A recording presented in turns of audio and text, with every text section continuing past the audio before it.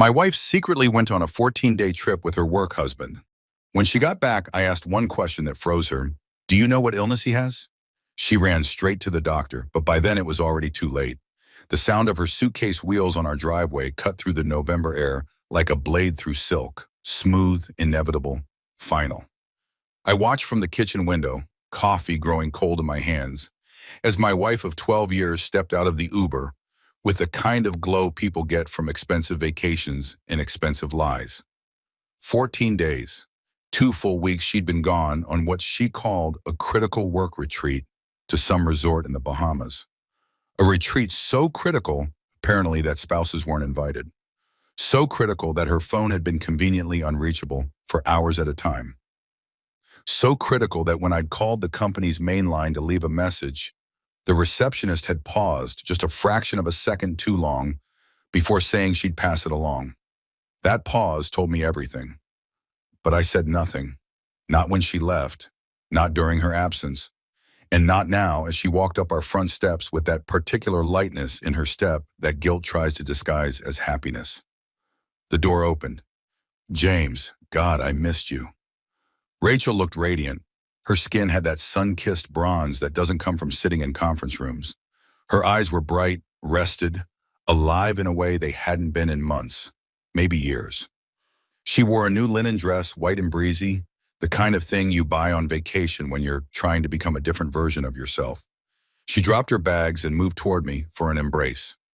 I hugged her back, felt her arms around me, smelled the unfamiliar perfume mixing with sunscreen and something else, something that made my stomach turn. How was it? I asked, keeping my voice level, almost disinterested. Exhausting, she said, pulling back with a performative sigh. Back-to-back sessions, networking dinners every night. I barely had time to breathe, but productive, really productive. I nodded slowly, took a sip of cold coffee, watched her watching me. She was good. I'd give her that. 12 years of marriage had taught her how to read my moods, how to calibrate her lies to match my temperature. But she didn't know what I knew. Couldn't know that I'd spent the last 14 days becoming a different person myself. The kind of person who checks phone records, who calls in favors, who sits in parking lots outside office buildings waiting for the truth to show its face. That's great, Rach, really great. I set down my mug. You must be tired. Why don't you shower, unpack? I'll make us lunch. Relief flickered across her face. You're the best. I'm disgusting from the flight. She grabbed her suitcase and headed upstairs. I listened to the familiar sounds of her moving through our house. The bedroom door opening, the suitcase being heaved onto the bed, the bathroom door closing, the shower starting. All of it so normal, so mundane, like the last 2 weeks had been exactly what she said they were. I pulled out my phone and looked at the photo again. The one Marcus had sent me. Marcus, her colleague, her work husband, the man she'd been texting at midnight for the past 6 months with messages that started as jokes and evolved into something else entirely. Marcus with his easy smile and his CrossFit body and his habit of putting his hand on the small of my wife's back during office parties. In the photo, they were at a beachside restaurant. Rachel was laughing at something he'd said, her hand on his forearm, her wedding ring catching the sunset light like a small, bitter joke. They looked happy. They looked like a couple. They looked like people who had forgotten that other people existed. Marcus had sent it to me by accident. A group text meant for his college buddies that included my number because we'd once been friends too, back before I understood what he was. The message that followed, wrong chat, man, sorry, came 3 minutes later. Long enough for me to screenshot everything, long enough for the truth to burn itself into my retinas. I deleted the photo and put my phone away. Upstairs, the shower stopped. I heard Rachel humming, actually humming, as she dried off, as she wrapped herself in the towel I'd washed and folded last Tuesday, while she was taking sunset walks with someone else. 40 minutes later, she came downstairs in yoga pants in one of my old college sweatshirts, her wet hair twisted into a bun. She looked younger, softer, like the woman I'd married. For a moment, just at a moment, I felt the muscle memory of love, the old instinct to protect her, to believe in her, to make excuses for the things that didn't add up. Then she smiled at me, and I remembered. Grilled cheese? I asked, already pulling out the bread. Perfect. She sat at the kitchen island, pulled out her phone, started scrolling. Oh my God, I have so many emails. They really worked us to the bone. I buttered the bread, laid cheese on sourdough, tried to keep my hands steady. Did Marcus survive? I know he was worried about the presentation. I said his name casually, like it was nothing, like I didn't know what I knew. Rachel glanced up, and for just a fraction of a second, something flickered in her eyes. Fear, guilt, recognition that we were about to cross into territory we couldn't come back from. Marcus, she said, and her voice was almost perfect. Almost. Yeah, he did great. You know him, always prepared. I do know him, I agreed, flipping the sandwich. That's why I was surprised when I found out. Found out what? She was still scrolling, but her thumb had stopped moving. This was the moment, the cliff edge, the point where our marriage would either bend or break. I plated her sandwich, cut it diagonally the way she liked, set it in front of her with a napkin and a pickle spear. Then I leaned against the counter, crossed my arms, and asked the question I'd been rehearsing for 6 days. Do you know what illness he has? The color drained from her face like water from a tub. The phone slipped from her hand, clattered on the marble countertop. Her mouth opened, closed, opened again. She looked at me like I'd just spoken in a foreign language, like the words needed time to translate into something her brain could process. What? It came out as barely a whisper.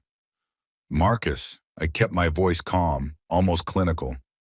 The illness, I'm assuming he told you, given how much time you spent together these past 2 weeks.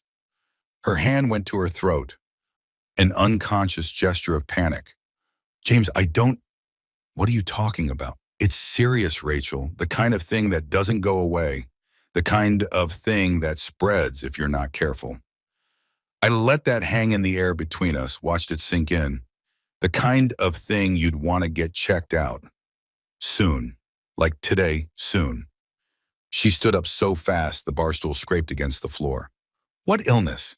James, what the hell are you talking about? I didn't answer, just looked at her with the kind of steady gaze that said everything and nothing, that confirmed her worst fears without giving her anything concrete to deny or defend against. I need to. She grabbed her purse, her keys, her phone.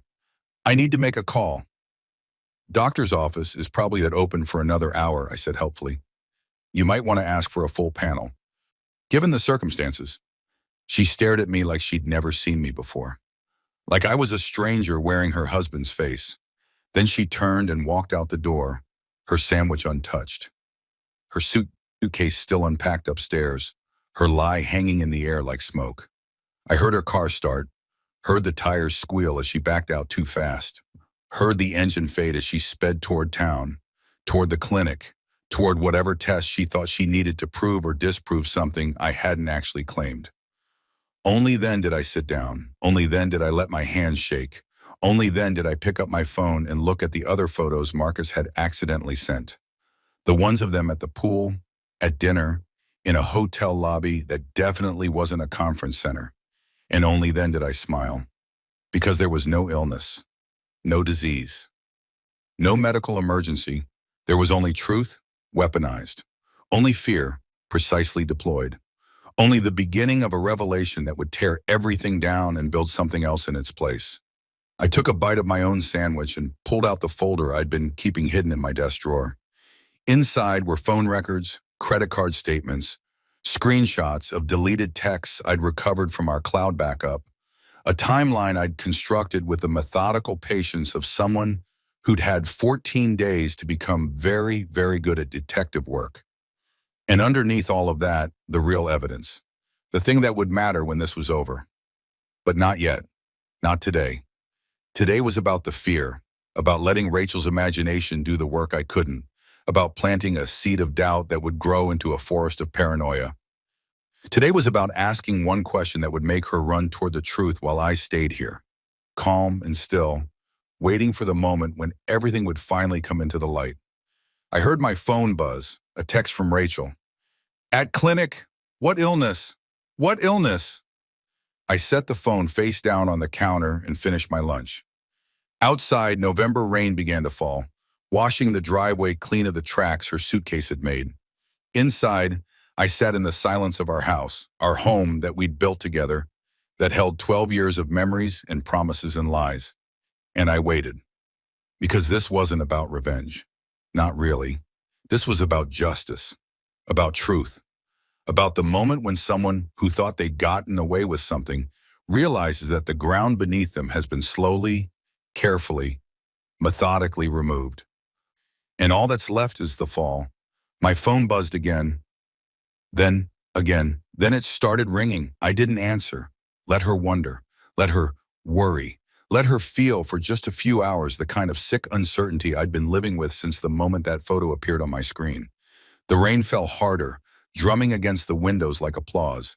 And I sat in my kitchen, in my house, in my life that was about to become something entirely different, and I waited for Act Two to begin. The rain had turned into a proper storm by the time Rachel's car pulled back into the driveway. 3 hours had passed, 3 hours during which my phone had collected 17 text messages, 9 missed calls, and 1 voicemail that I'd listened to twice. Not for information, but for the tremor in her voice. The way guilt makes people sound smaller, younger, desperately alone. I was in the living room when she came in, reading a book I wasn't actually reading, turning pages at intervals that suggested casual afternoon leisure rather than calculated psychological warfare. The lamp beside me cast warm light across the room, made everything look soft and safe and normal. A perfect stage for the performance we were about to give. She stood in the doorway, soaked through despite the short walk from car to house. Her hair hung in wet ropes around her face. Her eyes were red, from crying or rain, I couldn't tell. Maybe both. She looked fragile in a way that would have broken me a week ago. They ran every test they had, she said, her voice hollow. Blood work, cultures, everything. They couldn't find anything wrong with me. I looked up from my book, marked my place with a finger. That's good news. Is it? She took a step into the room. James, what illness? What were you talking about? I set the book aside slowly, deliberately. Let the silence stretch between us like a rubber band pulled to its breaking point. I think you should sit down, Rachel. I don't want to sit down. I want you to tell me what the hell is going on. Sit down. Something in my tone made her obey. She sank onto the couch across from me, pulling her wet cardigan tight around her body like armor. Water dripped from her clothes onto our hardwood floors, making small dark circles that spread and disappeared. There's no illness, I said quietly. The words hit her like a slap. What? Marcus doesn't have an illness. He's fine. Perfectly healthy as far as I know. Her face went through several expressions in rapid succession. Confusion, disrelief, anger, then back to confusion. Cycling through emotions like someone trying to find the right key for a lock. Then why? Because I needed you to run, I interrupted. I needed you to panic. I needed you to feel, even for just a few hours, the kind of fear that makes you question everything you thought you knew. She stood up. You're insane. You sent me to a clinic, made me think I'd been exposed to some disease, made me terrified that I'd... She stopped abruptly, realizing what she'd almost said. I leaned forward. That you'd what, Rachel? Caught something from Marcus? Because that's interesting phrasing. Why would you assume you'd caught something from Marcus specifically? Unless you were in a position to catch something from him. Unless you'd been close enough, intimate enough, for that to be a concern. The color that had returned to her face drained away again. We didn't. I haven't. Don't. I held up a hand. Please don't insult both of us by lying right now. We're past that. We're so far past that. She sank back onto the couch, and I watched her realize that this conversation wasn't going the way she'd expected. That she'd walked into something she couldn't charm or explain or rationalize her way out of. How long have you known? She whispered. Which part? That you and Marcus have been texting each other at midnight for 6 months? That you've been deleting messages from your phone but not from our cloud backup? That the work retreat was actually a couple's package at the Azure Bay Resort that he booked using his personal credit card? I paused. Or that you've been lying to my face every single day, asking me about my day, kissing me goodnight, making plans for our anniversary, while you were planning something entirely different with someone else? Each question landed like a stone in still water, sending ripples across her face. She opened her mouth, closed it, opened it again. Finally, I can explain. I don't want you to explain. I stood up, walked to the window, watched rain run down the glass. Explanations are for misunderstandings. This wasn't a misunderstanding, Rachel. This was a choice, dozens of choices, actually.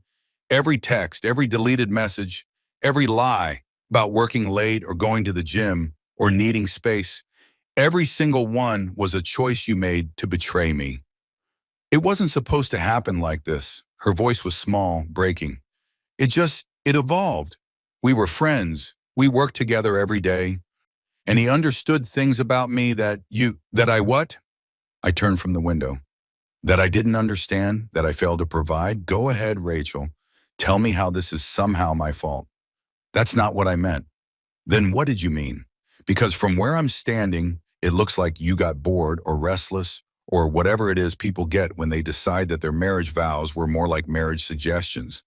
And instead of talking to me, instead of fighting for us, I gestured vaguely toward her, toward the space where our marriage used to be. You just found someone easier. She was crying now, proper tears streaming down her face, mixing with the rainwater. I'm sorry, God, James, I'm so sorry. It was stupid and selfish, and I never meant to hurt you.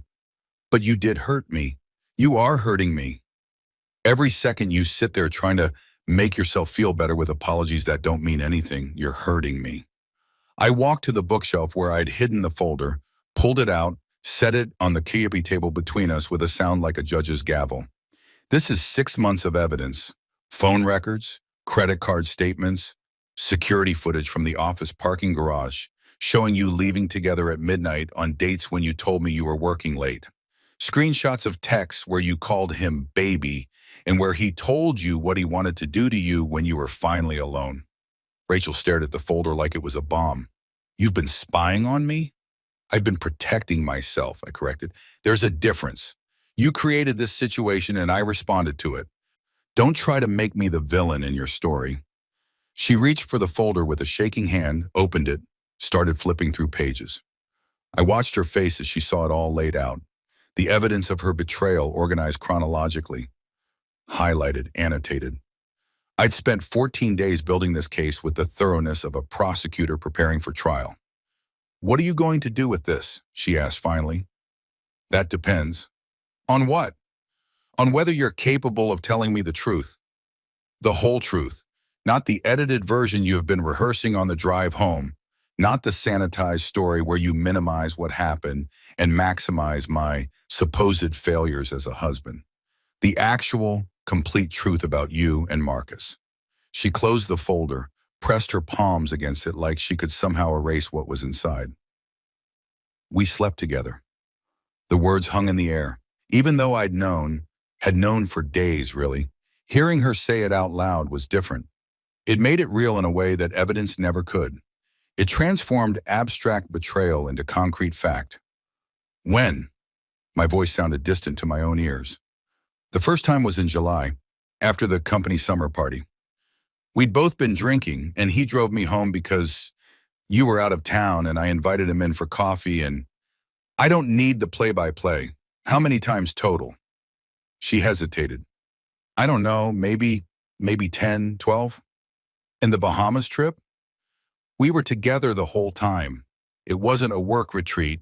There was no conference. We wanted time alone, away from everything. I nodded slowly, absorbing this. Did you use our savings account to pay for your half of the trip? The account we've been building for the down payment on a bigger house? Her silence was answer enough. Okay. I walked back to my chair, sat down, picked up my book. You should pack a bag. What? A bag, Rachel. Clothes, toiletries, whatever you need for a few days. I think it's best if you stay somewhere else for a while. James, please, this isn't negotiable. You violated our marriage. You lied to me for 6 months. You used our money to fund your affair, and now you need to leave. We'll figure out the rest later. But right now, tonight, I need you to not be here. She started sobbing, deep, gasping sobs that shook her whole body. I don't have anywhere to go. You have parents 20 minutes away. You have friends. You have Marcus. I opened my book to a random page.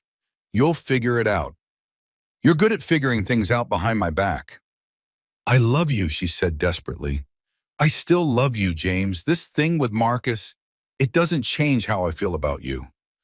I looked at her over the top of my book, and maybe she saw something in my face that scared her, because she flinched. Rachel, you spent the last 14 days in paradise with another man.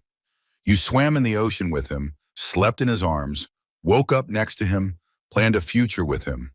And during all of that, how many times did you call me? Three 5-minute conversations where you fed me lies about conference schedules and networking events. So don't tell me you love me. Don't cheapen that word more than you already have. She sat there for another minute, maybe hoping I'd change my mind.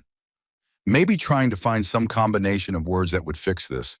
But there was no combination, no magic spell, no way back to the morning when she'd walked in glowing with sun and secrets.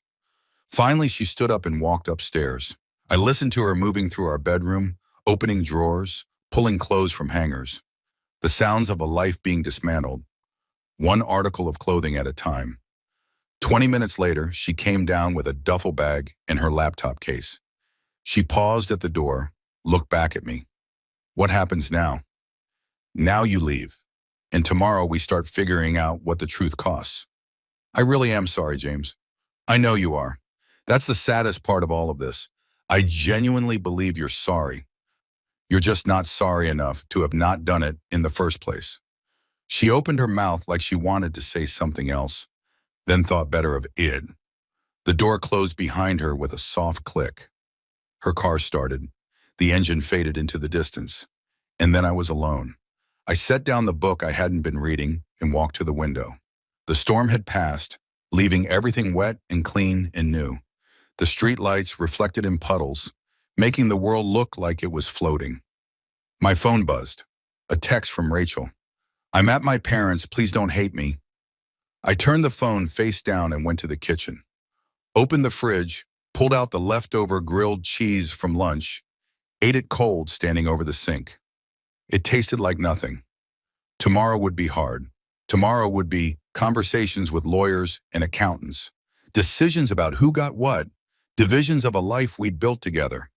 Tomorrow would be telling our friends, our families, watching the shock and sympathy and judgment ripple through our social circle. But tonight was just me in the house in the rain-washed silence. I cleaned up the kitchen, turned off the lights, went upstairs to our bedroom. Her closet was half empty now, gaps where her favorite dresses had hung. The bathroom counter had spaces where her products used to be. The whole room felt larger, emptier, like a museum of a marriage. I lay in bed, our bed, and stared at the ceiling, and for the first time in 14 days, I felt the weight of what I'd set in motion. The question about the illness had been calculated cruelty, psychological warfare designed to make her panic, to make her feel a fraction of the fear and betrayal I'd been living with. It had worked perfectly, maybe too perfectly, but this wasn't over, not even close, because I'd learned something important over the past 2 weeks, something about myself I hadn't known before. I was very, very good at patience, at planning, at playing a long game that no one else could see until it was too late. And Rachel had given me 6 months of material to work with, 6 months of lies and betrayals and choices that could be documented, proven, used. Not for revenge. I had to keep telling myself that. This wasn't about revenge. This was about making sure that when this was over, when the divorce was final and the property divided and the stories told, the truth would be clear. Not her version of the truth, where she'd somehow paint herself as the victim of a distant husband. Not Marcus's version, where he was just a nice guy who fell in love with someone who happened to be married. The actual truth, clean and sharp and undeniable. I closed my eyes and thought about the folder, about the evidence I'd gathered, about the pieces I'd carefully arranged. But there was more, so much more that she didn't know yet. Information I'd uncovered that would change everything. My phone buzzed again, Another text from Rachel, then another. I could imagine what they said. More apologies, more explanations, more attempts to manage the narrative. I didn't look. Not tonight. Tonight was for sleeping in a bed that felt too big, in a house that felt too quiet, in a life that would never be the same. Tomorrow we'd start the next phase. Tomorrow, she'd learn what that question about the illness really meant. Tomorrow, the truth would continue its slow, inevitable march into the light. But for now, I just lay there in the dark, listening to the sound of my own breathing, feeling the weight of my wedding ring on my finger, wondering when exactly I'd take it off. Not yet. Not until this was finished. The ring was evidence too, in its way. Evidence of promises made and broken, of a contract violated, of trust weaponized and destroyed. I twisted it around my finger in the darkness, feeling the familiar groove it had worn into my skin over 12 years. Soon, I thought. Soon. Outside, a car passed, its headlights sweeping across the ceiling. Then darkness again. Then silence. And in that silence, I began planning tomorrow. Morning came too early and too bright. Sunlight streaming through windows I'd forgotten to close, turning our bedroom into a gallery of empty spaces. I woke disoriented, reaching automatically for Rachel before remembering. The sheets on her side were cold, undisturbed, accusatory in their smoothness. I lay there for a moment, taking inventory of how I felt. Angry, yes. Hurt, definitely. But underneath those expected emotions was something else, something clearer and colder. Purpose. The kind of focused determination you get when you stop hoping things will fix themselves and start accepting that you're going to have to break them further before anything can heal. My phone showed 8 missed calls and 14 new messages, all from Rachel, except for one from a number I didn't recognize. I ignored them all and went downstairs to make coffee, moving through the morning routine with mechanical precision. Everything felt different now. The kitchen where I'd made her breakfast 1,000 times, the living room where we'd watch movies, the doorway where she'd stood dripping rainwater, and lies just 12 hours ago. The coffee was brewing when my phone rang again. This time it was a number I recognized. David Chen, my best friend since college, calling at 7:30 on a Sunday morning, which meant Rachel had already started working her side of the story. "You've talked to her," I said instead of hello. Jesus Christ, James. She called me at midnight sobbing, said you kicked her out, accused her of some affair, that you'd completely lost it. David's voice was careful, walking the tightrope of friendship. I told her I needed to hear your side before. "It's not an affair," I interrupted. "An affair implies secrecy and shame. What Rachel had with Marcus was more like a parallel relationship. 6 months, David. 6 months of texts and late nights and a 2-week vacation together while I thought she was at a work conference." Silence on the other end. Then, "Shit. Yeah. Do you have proof? Because she's telling everyone you're paranoid, that you've been accusing her of things based on..." I have a 60-page dossier of proof. Phone records, credit card statements, hotel reservations, security footage, text messages she thought she'd deleted. I have a photo of them at a beachside restaurant in the Bahamas on a date when she was supposedly in a conference room in Orlando. I have receipts for romantic dinners charged to our joint account that she told me were client meetings. I poured coffee, watched it steam. I have enough proof to convince a jury, David. I definitely have enough to convince our friends. Another pause. What do you need? And that's why David had been my best friend for 15 years. No judgment, no wasted sympathy, just straight to the practical question. I need you to not take sides publicly yet. Let her tell her story. Let Marcus tell his. Let them think they're controlling the narrative. Why? Because people always tell more truth when they think they're getting away with lies. And I need to know exactly what story they're selling before I show everyone the receipts. David stopped. "This is really calculated, man. Are you okay?" "No," I said honestly, "I'm not okay. My wife spent the last 6 months building a life with someone else while I was here being faithful and trusting and stupid. But I will be okay eventually. And when I am, I want to be able to look back and know I handled this the right way. Not the angry way, not the revenge way. The right way. The right way, David repeated slowly. And what way is that? The way where everyone knows exactly what happened, where she can't rewrite history or play the victim, where our friends and family understand that I didn't give up on our marriage. She did. Where if our kids ask about this someday, you don't have kids. Not yet, but we were trying. I took a sip of coffee, felt it burn. She was on fertility treatments, David. We've been trying for a year. All those doctor's appointments, all those hopes and disappointments. And the whole time, she was sleeping with Marcus. I heard him breathe out slowly. That's really dark, James. Truth usually is. We talked for a few more minutes about logistics. He'd come by later. We'd go through everything. He'd help me think through next steps. When we hung up, I felt marginally more human. One friend who knew the truth. One person who wouldn't look at me with pity or suspicion. My phone buzzed. Rachel again. Can we please talk? I know you're angry, but we need to discuss this like adults. I almost laughed. Like adults. As if she hadn't spent half a year acting like a teenager sneaking around behind her parents' back.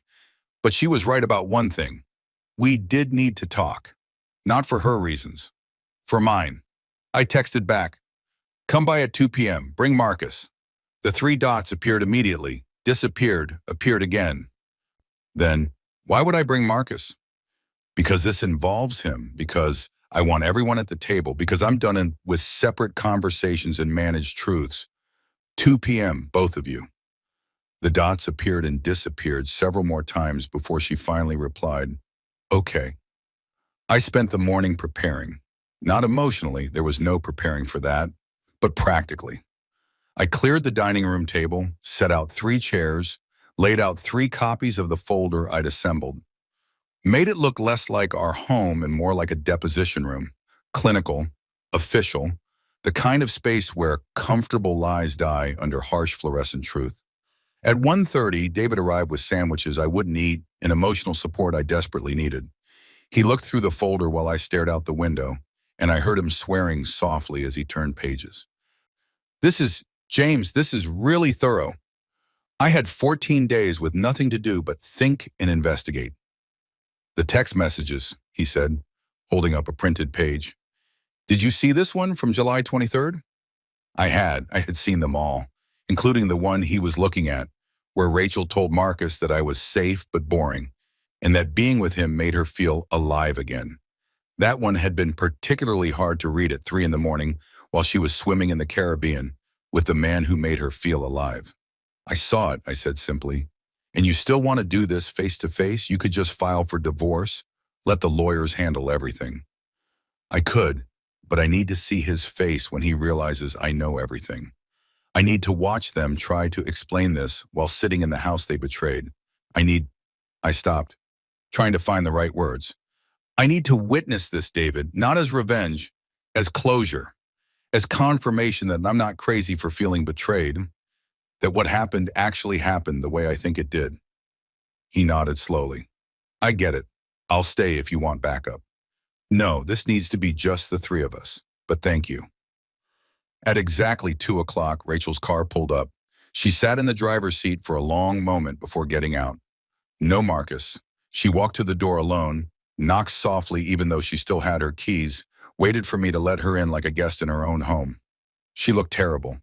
Red eyes, no makeup, hair pulled back in a messy ponytail. Part of me, the part that had loved her for 12 years, wanted to comfort her. The rest of me remembered why she looked this way. He's not coming, she said before I could ask. Marcus, he said this is between us, that he doesn't want to get in the middle of our marriage. I almost smiled at that. That's convenient. Getting in the middle of our marriage was fine when it involved Caribbean vacations and midnight texts, but now that there's consequences, he's suddenly principled. All about boundaries? He's scared, Rachel said quietly. You have to understand, James, he never meant for this to. I don't have to understand anything about what Marcus meant or didn't mean. But fine, he's not here. We'll do this with just us. I gestured to the dining room. Sit. She saw the folders laid out on the table and went pale. What is all this? Sit down. She sat. I took the chair across from her, the table between us like a demilitarized zone. For a moment, we just looked at each other, husband and wife, stranger and stranger. Before we start, I said, I need you to understand something. Everything I'm about to show you, everything I know, I discovered on my own. I didn't hire a private investigator. I didn't hack your accounts. I just paid attention. I checked the phone records we both have access to. I looked at credit card statements for accounts we jointly own. I recovered texts from cloud backups we both use. Everything was right there, Rachel. You just assumed I'd never look. She was crying again, silent tears tracking down her face. I'm so sorry. Stop apologizing and start explaining. Start with July, the company summer party. You told me you got a ride home with Sarah from accounting. I lied. I know you lied. I want to hear you say what actually happened. I want to hear you tell the truth for once. She took a shaky breath. Marcus drove me home. We'd been flirting for weeks, maybe months. Nothing physical, just there was this tension between us. And that night we'd both been drinking, and he drove me home, and I invited him in. I told myself it was just coffee, just a nightcap, but I knew. Somewhere deep down, I knew what I was inviting. Go on. We kissed in the kitchen, right there where you make me breakfast. And then we went upstairs, to our bedroom, to our bed. She was sobbing now, the words coming in gasps. Afterwards, I told myself it was a mistake, that it would never happen again. But then he texted me the next day, and we met for lunch, and it kept happening. Once a week, sometimes more, hotels mostly. Sometimes his apartment when his roommate was traveling. Using money from our joint account. Yes. Money we were saving for a house. Yes. Money we were saving for the family we were trying to start. She flinched like I'd struck her. Yes. I opened the first folder, slid it across the table to her. This is every text message between you and Marcus for the past 6 months. I've highlighted the ones where you discussed me, the ones where you complained about our marriage, the ones where you planned your future together. She looked at the folder like it might bite her. I can't read these. Yes, you can, because I had to read them. I had to sit in this house alone while you were in the Bahamas and read every single message where you told another man things you should have told me, where you shared intimacies with him that belonged to our marriage, where you built a whole separate relationship while I was here trusting you. James, please, read it, all of it. I want you to see what you did from the outside. I want you to understand that this wasn't a mistake or a moment of weakness. This was a sustained campaign of deception. This was you choosing over and over again to betray me. She opened the folder with shaking hands, started reading. I watched her face cycle through emotions, shame, regret, recognition, horror. Watched her see herself through my eyes, see her betrayal documented and highlighted and undeniable. There's more, I said when she was halfway through. I slid her the second folder. Credit card statements, hotel reservations, restaurant receipts, a financial record of your affair, paid for with our money.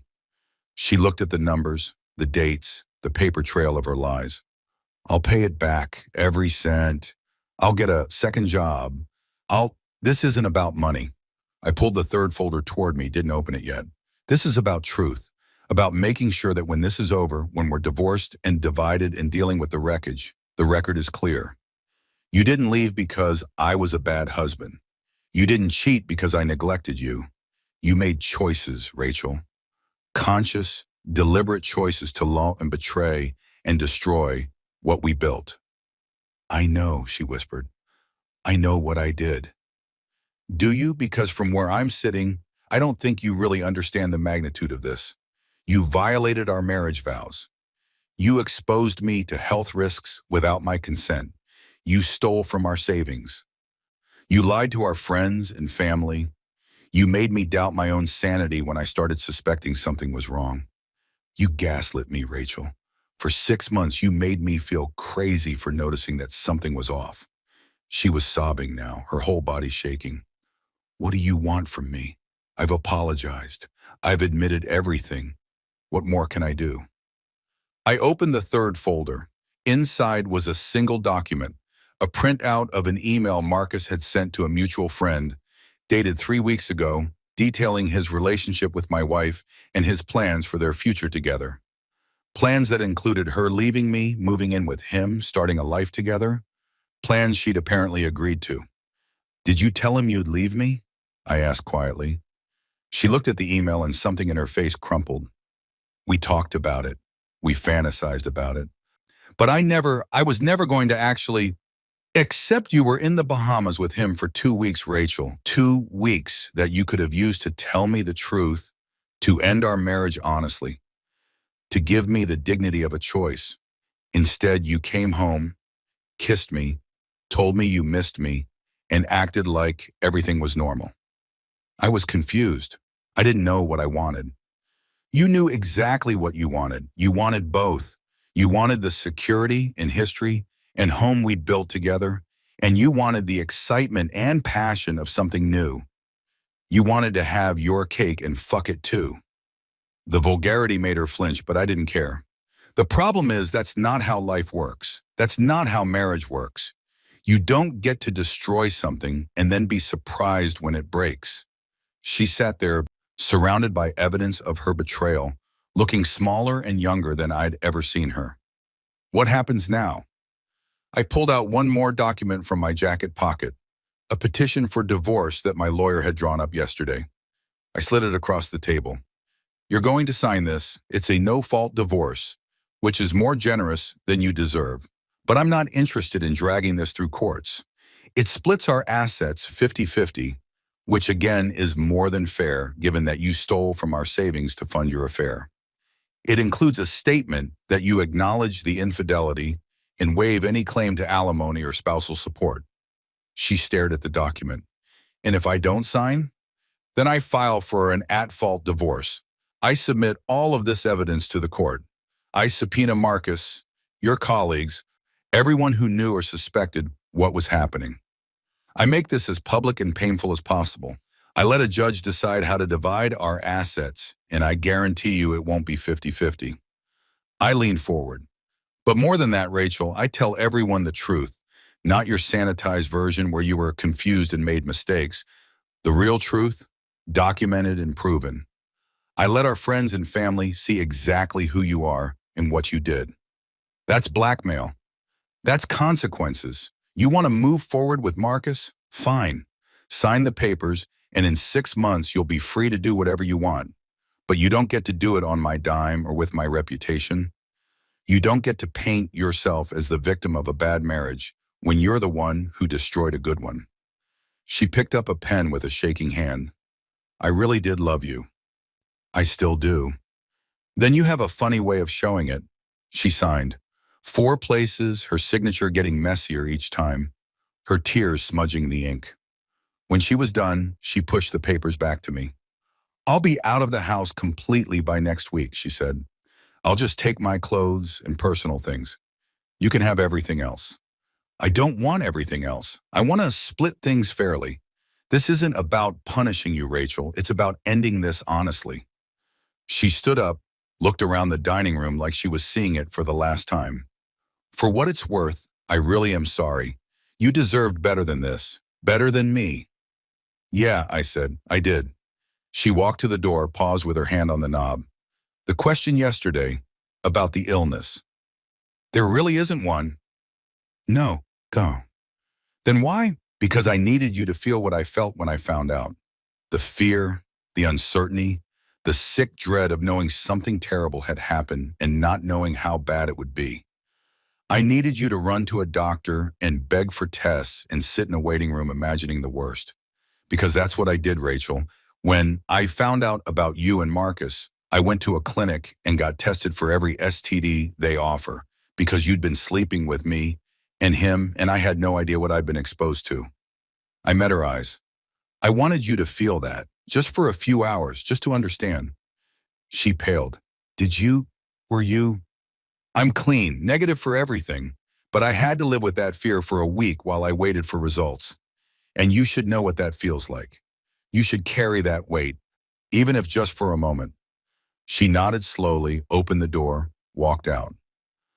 This time I knew it was for the last time as my wife. Next time she'd come back, it would be to pack boxes, to sort through the debris of our life together, to figure out who got the coffee maker and who got the photos from our honeymoon. But that would be later. That would be the mechanical, practical end of things. This had been the emotional end, the moment where our marriage officially died, documented and divided and done. I sat alone at the dining room table, surrounded by folders of evidence, holding divorce papers with her signature still wet, and I felt nothing. Not relief, not satisfaction, not even grief, just emptiness. Just the hollow echo of what used to be. My phone buzzed. A text from David. How did it go? I looked around the room at the chair where Rachel had sat, at the folder she'd read, at the dissolution of 12 years reduced to signatures on legal documents. It's done, I typed back. Phase 1 complete. Because this wasn't over. Not really. The divorce papers were signed, yes, but there was still so much more she didn't know. Still so much more that would come to light in the days and weeks ahead. Still the truth I hadn't told her yet. The biggest truth of all. But not today. Today had been about confrontation and confession. Tomorrow would be about revelation. I gathered up the folders, locked the signed divorce petition in my desk, and went upstairs to bed. The house felt different now, not mine, not ours, just a space where two people used to live before one of them burned it all down. I lay in bed and stared at the ceiling and waited for sleep that wouldn't come. And in the silence, I thought about tomorrow and what came next and the final piece of the puzzle that Rachel didn't even know existed yet. Soon, I thought, soon she'll understand the real cost of what she's done. But not yet, not tonight. Tonight was for endings. Tomorrow would be for the truth. 3 days after Rachel signed into the divorce papers, Marcus finally called me. I was in my home office, our former shared space, now just mine, sorting through tax documents and trying to figure out how to divide a life. When his name appeared on my phone screen, I let it ring 4 times before answering, each ring a small assertion of control. James, his voice was cautious, overly friendly in that way people get when they know they've done something unforgivable and are trying to pretend they haven't. Hey man, I've been meaning to reach out. Have you? I kept my voice flat, made it a statement instead of a question. Yeah, listen, I just wanted to, Rachel told me you guys are getting divorced, and I wanted to say I'm sorry, That really sucks. Marriage is hard. I almost admired the audacity of it, calling me to offer sympathy for the marriage he'd helped destroy, speaking about it like it was some natural disaster rather than a deliberate demolition. Is that why you called, Marcus? To tell me marriage is hard? A pause. I called because I think we should talk, in person, clear the air, We used to be friends. We were never friends. We were friendly. There's a difference. Friends don't sleep with each other's wives. Another pause, longer this time. Look, I know you're angry. I'm not angry. And as I said it, I realized it was true. The rage that had consumed me for weeks had burned itself out, leaving something colder and clearer in its place. Anger implies I'm still surprised by what happened. I'm past that now. Then why won't you meet with me? Let me explain. Explain what? The mechanics of how you seduced my wife? The rationale for why 6 months of lying was justified? The philosophy behind booking a romantic vacation with someone else's spouse? I spun my chair to face the window, watched a cardinal land on the fence outside. I already know the story, Marcus. Rachel told me everything. She told you her version. I think you should hear mine. Why would your version be any different? Because there are things she doesn't know. Things about why He stopped abruptly. Just meet me. 1 coffee. That's all I'm asking. Something in his tone caught my attention. A thread of desperation, of calculation. He wanted something specific from this meeting, needed to control some aspect of the narrative that Rachel hadn't given him access to. Fine, I said. Tomorrow, Java House on Main Street, 9 a.m. Thank you. Really, James, I appreciate. I hung up before he could finish. Appreciation from the man who'd betrayed me wasn't currency I was interested in accepting.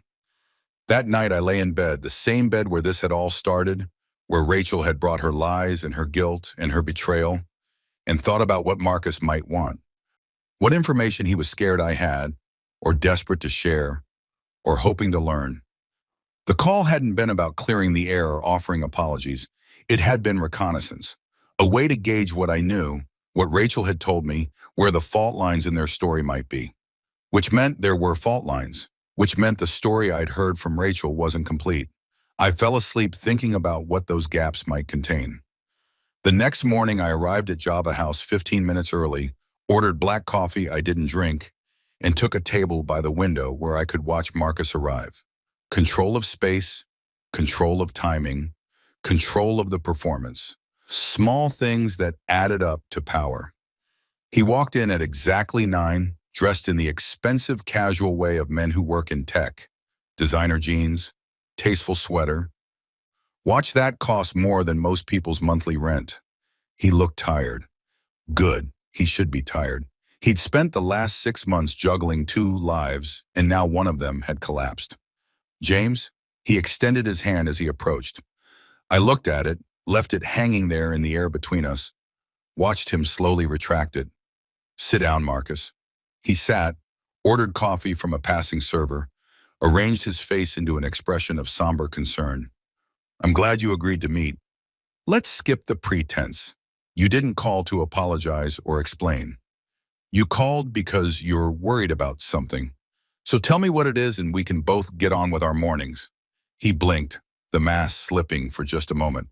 I'm not worried. I just thought we should clear the air. You already said that on the phone. It wasn't convincing then either. I leaned back, crossed my arms. Rachel signed divorce papers 3 days ago. She's moving in with you next week. You won, Marcus. You got what you wanted. So why do you look like someone who lost? His coffee arrived. He added cream, stirred it, used the ritual to avoid answering. Finally, did Rachel tell you why it started between us? She said you'd been flirting for months, that it escalated at the summer party. That's true, but it's not. He took a breath. James, your marriage was already over when I came into the picture. I felt a flash of heat behind my eyes, the ember of anger reigniting. Our marriage was fine. Was it? Because Rachel told me she'd been unhappy for years, that you were distant, disconnected, that you'd stopped really seeing her. She said she felt invisible in her own life. And you believed her? I leaned forward. Or did you just like having permission to pursue a married woman? I believed her because it's true. He met my eyes with something that looked like genuine conviction. I'm not the villain here, James. I fell in love with someone who was already leaving you emotionally. I just gave her somewhere to go. The audacity of it took my breath away. You're rewriting history to make yourself feel better. Rachel and I had problems. Every long-term marriage does, but we were working on them. Or at least I thought we were, until I found out she was working on you instead. She said you'd frame it that way, that you'd make her the betrayer when you were the one who checked out of the marriage years ago. I stared at him, this man who'd shared my wife's bed and apparently her revisionist history. Is that what she told you? That I'm the reason for her affair? Not the reason, but part of it. James, I'm not trying to hurt you more than you're already hurt. I'm trying to help you understand that this didn't happen in a vacuum. Rachel didn't wake up one day and decide to destroy her marriage for fun. She was lonely. She was drowning, and You what? Saved her? I laughed, a bitter sound that made the couple at the next table glance over. You're a hero in your own story, Marcus. The knight who rescued the sad, neglected wife from her terrible husband. It's a nice narrative, clean, simple, makes you feel good about fucking someone else's spouse. He flinched at the language. I didn't plan for this to happen. No one ever does, but it did happen. And you participated in it? And now you're trying to sell me a story where I'm somehow partially responsible for my wife's infidelity. I pulled out my phone, opened the photo album I'd created specifically for this meeting. Let me show you something. I turned the phone to face him. On the screen was a text message thread between Rachel and me dated from May through November, the entire duration of her affair. Messages where I asked about her day, suggested date nights, sent her funny memes, told her I loved her.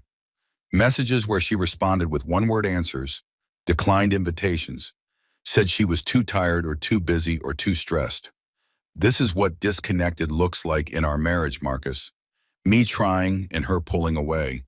Me suggesting therapy and her saying we didn't need it. Me planning a 20th anniversary trip. We got married at 22, so year 12 was big for us, and her saying she couldn't get time off work. I swiped to another screenshot. Except she could get time off work. She just wanted to spend it with you instead. He looked at the messages and something flickered across his face. Doubt, maybe, or recognition. Rachel told you what she needed you to hear to make herself the victim, I continued. She painted our marriage as dead so you wouldn't feel guilty about dancing on its grave. But look at those texts, Marcus. Look at me trying and her lying. And tell me again how I'm the one who checked out. People can be lonely even in relationships where the other person is trying, he said, but his voice had lost its certainty. Sometimes trying isn't enough. You're right. Sometimes it's not. But you know what would have been enough? Her telling me the truth. Her saying she was unhappy, that we needed to change something, that she was considering leaving. That would have been enough. Instead, she lied, and you helped her, and now you're here trying to make me complicit in my own betrayal. He set down his coffee cup with a clink that sounded too loud. Why did you really agree to meet me? Because I wanted to see if you'd tell me the truth about something. And I leaned forward. Rachel said this started in July, at the summer party. But that's not true, is it? His face went very still. What do you mean? I mean, I've seen the phone records, Marcus. Texts between you and her going back to February, hundreds of them. Increasingly intimate, increasingly inappropriate. The July party wasn't the beginning. It was just when the emotional affair became physical. He looked away, jaw clenching. That's semantics. No, it's honesty, or the lack of it. You and Rachel have been lying so long you've started believing your own story. The poor, lonely wife, the noble other man, the distant husband. But the evidence doesn't support that narrative. The evidence showed two people who actively pursued an affair, who made hundreds of conscious choices to betray a marriage, who lied not just to me, but to everyone around them. What do you want from me? He sounded tired suddenly, defeated. An apology? Permission? For me to admit I'm a terrible person? I want you to stop pretending you're not. I slid a folder across the table, one I'd prepared specifically for him. This is a copy of everything I showed Rachel. Phone records, credit card statements, text messages, photos, your entire affair, documented. I gave Rachel the courtesy of seeing it first. Now you get the same. He opened the folder slowly, started reading. I watched the blood drain from his face as he turned pages, as he saw his relationship with my wife laid out in stark black and white, evidence he'd probably convinced himself didn't exist. Why are you showing me this? He asked without looking up. Because I want you to understand something. This doesn't end with divorce papers and moving trucks. This ends when I decide it ends. And right now, I haven't decided yet. He looked up sharply. What does that mean? It means I have choices, Marcus. I can file an at-fault divorce and make all of this public record. I can share these documents with your employer. I'm sure they'd be interested to know their employees are using company time and resources for extramarital affairs. I can tell your parents, your friends, anyone who'll listen about what kind of man you really are. You're threatening me. I'm explaining consequences. You made choices. Those choices have implications beyond just getting to sleep with my wife. And I'm the one who gets to decide what those implications are. He closed the folder, pushed it away like it might contaminate him. Rachel said you were being vindictive. I didn't believe her, but maybe she was right. Vindictive would be ruining your life because you ruined mine. What I'm doing is giving you the same choice I gave Rachel. Cooperate with an honest dissolution of this mess, or watch me make it as painful as possible. I pulled the folder back toward me. So here's what's going to happen. You're going to give me a full written statement about your relationship with Rachel. Dates, locations, the truth about when it started and how it developed. Every relevant detail. Why would I do that? Because if you don't, I'll subpoena you for the divorce proceedings. I'll put you on a witness stand and make you answer these questions in front of a judge and court reporter. Your name will be in public records forever as the man who broke up a 12-year marriage. Or you can write it down privately. Give me the closure of knowing the complete truth, and we can all move forward quietly. He stared at me like he was seeing me for the first time. You've really thought this through. I've had a lot of time to think. 14 days alone while you and Rachel were in paradise. Weeks before that, when I started suspecting something was wrong. Hours and hours to sit with betrayal and decide how to respond to it. I stood up, left money on the table for my untouched coffee. You have until Friday to email me that statement. After that, I file the at-fault divorce and let the courts handle everything. And if I send you the statement, then what? Then we're done. You get Rachel, I get the truth, and we never have to speak again. I walked toward the door, then stopped and turned back. One more thing, Marcus. That story about Rachel being lonely and invisible, you might want to ask yourself why she told you that. Because in my experience, people who cheat don't usually start with, "My marriage is perfect." They start with stories that justify what they're already planning to do. She told you what you needed to hear to make yourself feel better about pursuing her, and you believed it because you wanted to. I left him sitting there with the folder and the truth and the slowly dawning realization that maybe, just maybe, he'd been played as much as I had. The email arrived Thursday night, 30 hours before my deadline. Subject line, Statement, Marcus Chen. No text in the body, just an attached document. I poured myself a whiskey, the expensive bottle Rachel and I had been saving for a special occasion, because what occasion was more special than the end of a marriage? And opened the attachment. It was 18 pages, single-spaced, exhaustively detailed. Marcus had done exactly what I'd asked, documented everything with the thoroughness of someone who understood that half-truths would only make things worse. He'd started with their first private lunch in February, detailed the progression of texts and meetings, admitted to the emotional affair that had preceded the physical one. He'd included things Rachel hadn't told me. Weekends when she'd said she was visiting her sister, but was actually with him. Late nights at the office that were really hotel rooms downtown. Lies upon lies, upon lies. But it was the ending that stopped me cold. I want to be clear about something, Marcus had written. Rachel told me your marriage was over. She said you'd grown apart, that divorce was inevitable, that she was just waiting for the right time to tell you. She said you hadn't been intimate in over a year, that you'd stopped trying, that you'd essentially become roommates. I believed her because I wanted to believe her, because it made what we were doing feel less like destruction and more like inevitability. But after meeting with you, after seeing those text messages where you were clearly still trying, still invested in your marriage, I have to acknowledge that I may have been lied to. Not about everything. I do believe Rachel was unhappy, but about the degree of that unhappiness and about whether your marriage was truly beyond repair. I'm not writing this to excuse my behavior. What I did was wrong regardless of Rachel's honesty or lack thereof. But I think you deserve to know that the woman you were married to may have been telling both of us different versions of the truth. She told you she was at conferences and work events. She told me you didn't care where she was, and both stories made sense in isolation. But together they reveal someone who was managing two narratives simultaneously. I don't know what that means for her, for us, for any of this, but I wanted you to have all the information. Not because I think it changes anything. Your marriage is still over, and that's largely my fault. But because you asked for the complete truth, and this is part of it.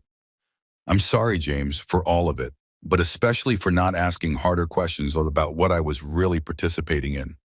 I wanted to believe I was saving someone. I'm starting to think I was just convenient. I read it 3 times, each pass revealing new layers of complexity I wasn't ready to process. Rachel had lied to both of us, had crafted separate realities for her husband and her lover, had managed contradictions that should have been impossible, had played us against each other without either of us knowing there was a game. The manipulation was breathtaking in its scope, the calculated nature of it, The way she'd made me doubt myself while making Marcus feel like a hero. The way she'd kept us both believing our own versions of reality while she lived in a third space altogether. My phone buzzed, a text from Rachel. Can we talk? I need to get some things from the house this weekend. I looked at her message, thought about Marcus's statement, thought about the lies layered on lies, layered on more lies. And I realized this wasn't over, not even close, because there was one more truth I hadn't shared yet, one more piece of evidence that would change everything. The biggest revelation of all, the thing I'd been saving for exactly the right moment. And that moment, I decided, was now. I texted back, come by Saturday at 10 a.m., bring boxes for your things. And Rachel, bring your birth control pills. The three dots appeared immediately, then stopped, then appeared again. Finally, why? You'll see, I typed. Saturday at 10, don't be late. I sent it, turned off my phone, and sat in the darkness of my office with Marcus's confession and my whiskey and the knowledge that in 2 days everything would change again. Because Rachel didn't know that I knew. Didn't know that while she'd been lying to me about her affair, she'd been lying about something else too. Something bigger. Something that would reframe everything that had happened and everything that was about to happen. Saturday at 10 a.m., the final truth would come out, and then, finally, this would really be over. I raised my glass to the empty room, to the ghost of my marriage, to the man I'd been before all of this started. Phase 2, I said to no one. Complete. Then I drank and waited for Saturday and the reckoning that was coming. Saturday morning arrived wrapped in fog, the kind of gray November weather that makes everything look muted and undefined. I woke at 6, made coffee I couldn't taste, and spent 4 hours preparing the house for what was coming. Not cleaning, though I did that too, but arranging, setting the stage, creating the precise environment for truth to land with maximum impact. The dining room table, scene of so many previous confrontations, held a single manila envelope. Nothing else. No folders this time, no stacks of evidence. Just one envelope sealed, waiting. At 9:50, Rachel's car pulled into the driveway. She sat there for a moment, engine running, probably gathering courage or rehearsing explanations or doing whatever it is people do when they know they're walking into something but don't know what. Finally, the engine cut off. The car door opened. She walked toward the house carrying a single empty bus like she was hoping this would be quick. I opened the door before she could knock. James? She looked better than she had at our last meeting. Hair styled, makeup applied, wearing clothes that fit properly instead of the grief-stricken casualness of before. She looked like someone who'd started to move on. Thank you for letting me come by. You still have keys. You don't need permission to enter your own house. I stepped aside to let her pass. Though I suppose it's not really yours anymore, is it? She flinched but said nothing, just walked past me into the living room and set down her box. I'll try to be quick. I know this is hard for both of us. Is it hard for both of us? I gestured toward the dining room. Come sit down first, before you start packing. James, I really just want to get my things and... Sit down, Rachel. The steel in my voice made her obey. We walked to the dining room together, this house we'd shared becoming a museum of our ending. She saw the envelope on the table, looked at it with obvious wariness. What's that? That's why I asked you to bring your birth control pills. Did you bring them? She pulled a small pharmacy bag from her purse, set it on the table next to the envelope. I don't understand what this is about. I sat down across from her, the table between us for what I knew would be the last time. How long have you been taking those pills, Rachel? What? Why does that matter? Humor me. How long? She frowned, calculating. 5 years? Maybe 6? Since we decided to start trying for kids and my doctor recommended I regulate my cycle first. And you've been taking them consistently? Of course. Every day, same time. You know that you're the one who's been asking me about getting pregnant for the past year. Her voice took on a defensive edge. Why are we talking about this? I reached across the table and took the pharmacy bag, pulled out the pill packet, examined it slowly, deliberately. These are from Dr. Morrison's office, right? Your gynecologist? Yes, James. What? And she prescribed these to help regulate your cycle so we could conceive? Yes. Rachel was getting agitated now, her fingers drumming against the table. We've been over this 100 times. My hormones were irregular. The pills were supposed to help, but we were having trouble anyway, which is why we were considering fertility treatments. What does this have to do with anything? I set the pills down and slid the envelope across to her. Open it. She stared at the envelope like it might explode. What's in here? The truth, the last piece you don't know that I know. Open it. With shaking hands, she unsealed the envelope and pulled out the contents. Medical records, pharmacy receipts, email exchanges. She stared at the first page, and I watched understanding dawn slowly across her face. Watched the color drain from her cheeks as she realized what she was looking at. Where did you get these? Her voice was barely a whisper. I requested copies of your medical records.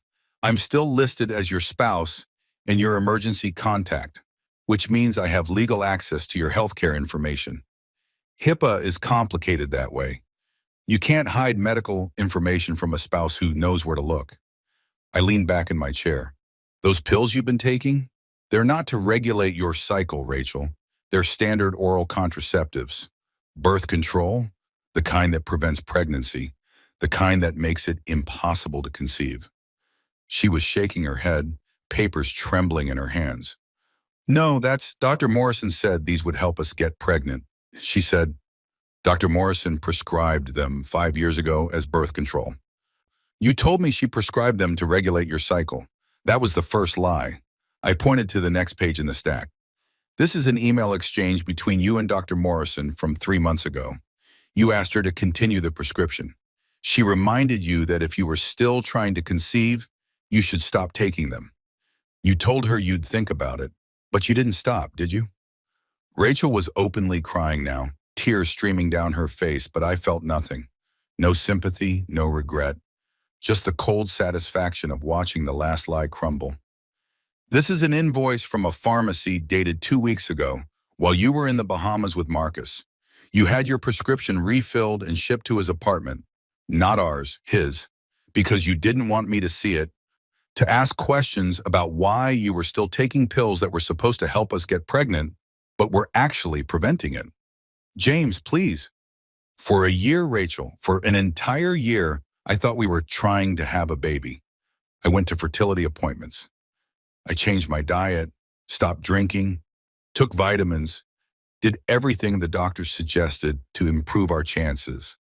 I held you while you cried about negative pregnancy tests. I reassured you that it would happen, that we just needed to be patient. And the entire fucking time, you were taking pills specifically designed to make sure it never happened. She was sobbing now, her whole body shaking. I was gonna stop. I was planning to stop. You just what? Needed to make sure you didn't accidentally get pregnant by your husband while you were sleeping with someone else? The words came out like acid. Or were you hoping to get pregnant by Marcus and pass it off as mine? Is that what the Bahamas trip was about? A 2-week window to conceive with him while I was here taking fertility supplements like an idiot? No, God, no, James, it wasn't like that. Then what was it like? Explain to me why you would let me believe we were struggling with infertility when you were actively preventing conception. Explain why you would put me through the emotional torture of thinking I might be the problem, that maybe we'd never have the family we both said we wanted. Explain why you would lie about something so fundamental, so intimate, so... I had to stop, had to breathe, had to resist the urge to scream. Explain it to me, Rachel. She was gulping air between sobs, trying to form words. I wasn't ready. I thought I was when we first started talking about it. But then when it became real, when it became something that was actually going to happen, I panicked. I realized I didn't want a baby. Not yet. Maybe not ever. But I knew you wanted one, and I didn't know how to tell you that I'd changed my mind. So instead of talking to me, instead of having an honest conversation about our future, you just lied. You let me think we had fertility problems. You went to doctor's appointments and nodded along while they discussed treatments, all while taking pills that made those treatments impossible. I know how it sounds. It sounds like you're a liar, Rachel. Not just about the affair, not just about Marcus, but about everything. Our entire marriage, our plans, our future, all of it was built on lies you told because you were too much of a coward to be honest about what you actually wanted. She wiped her face with shaking hands, leaving mascara streaks across her cheeks. What do you want me to say? I'm sorry, I've said that. I've apologized for everything. I want you to tell me the truth. For once, the actual, complete truth. I leaned forward. Did you ever want children with me? The silence stretched between us like a chasm. I don't know, she finally whispered. I thought I did. When we got married, when we were young and everything felt possible? Yes, I wanted kids. I wanted the whole thing. Spawn my orange too. House, family, white picket fence. But somewhere along the way, I changed. I realized I liked our life the way it was. Liked having freedom and flexibility and not being tied down. And I didn't know how to tell you that without me leaving you? She nodded miserably. So you lied. You strung me along for years. Let me believe we were building towards something that you had no intention of actually doing. And when that lie got too complicated, when I started pushing for fertility treatments, you started an affair. Because it's easier to blow everything up than to have a difficult conversation. It wasn't calculated like that. It wasn't a plan. Of course it was a plan. Maybe not consciously, maybe not sitting down with a checklist, but your actions reveal intent, Rachel. You kept taking birth control while claiming to want a baby. That's deception. You pursued Marcus while acting like a devoted wife. That's betrayal. You booked a vacation with your lover using money we saved for our child's future. That's theft. Every single choice you made was designed to serve your desires while hiding them from me. I pulled another document from the envelope, one I'd been saving for this exact moment. This is a text message exchange between you and your sister from last April. You told her you weren't sure you wanted kids anymore. She asked if you'd talk to me about it. You said no, that you'd deal with it later.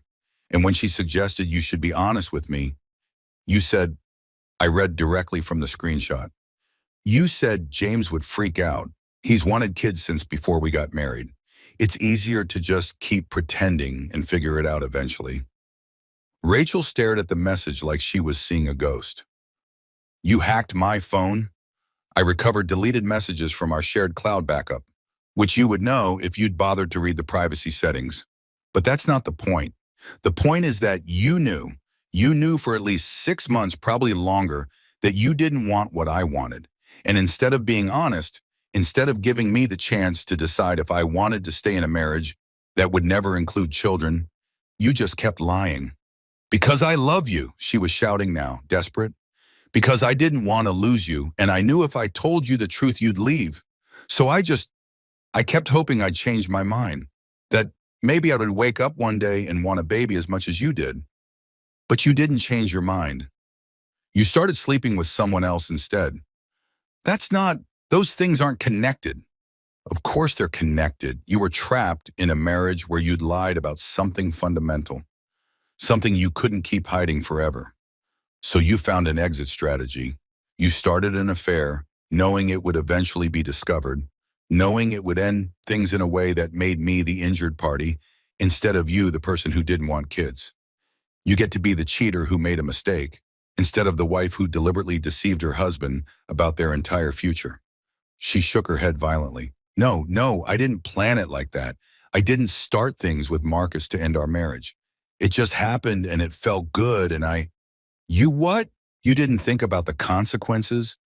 You didn't consider that actions have meanings? I stood up, too agitated to sit anymore. Here's what I think happened, Rachel. I think you realized years ago that you'd sold me a version of our future that you didn't actually want. I think you knew you couldn't maintain that lie forever. And I think when Marcus showed interest, when he offered you attention and excitement in a way out, you took it.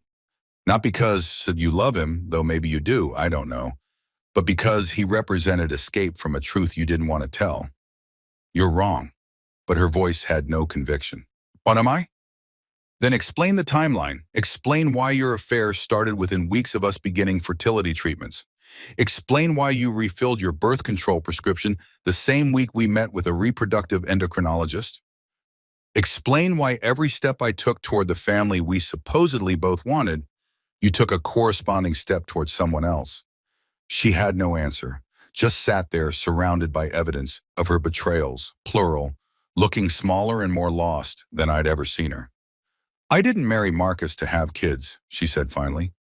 I married you for you. For us. Why wasn't that enough? Because people change, Rachel. People want different things as they grow older. And when that happens, when you realize your goals don't align anymore, you talk about it. You don't lie about it. I sat back down, suddenly exhausted. If you told me 5 years ago that you didn't want children, I would have been disappointed. I'll be honest about that. But we could have talked it through, maybe found a compromise, or maybe decided we wanted different futures and parted as friends.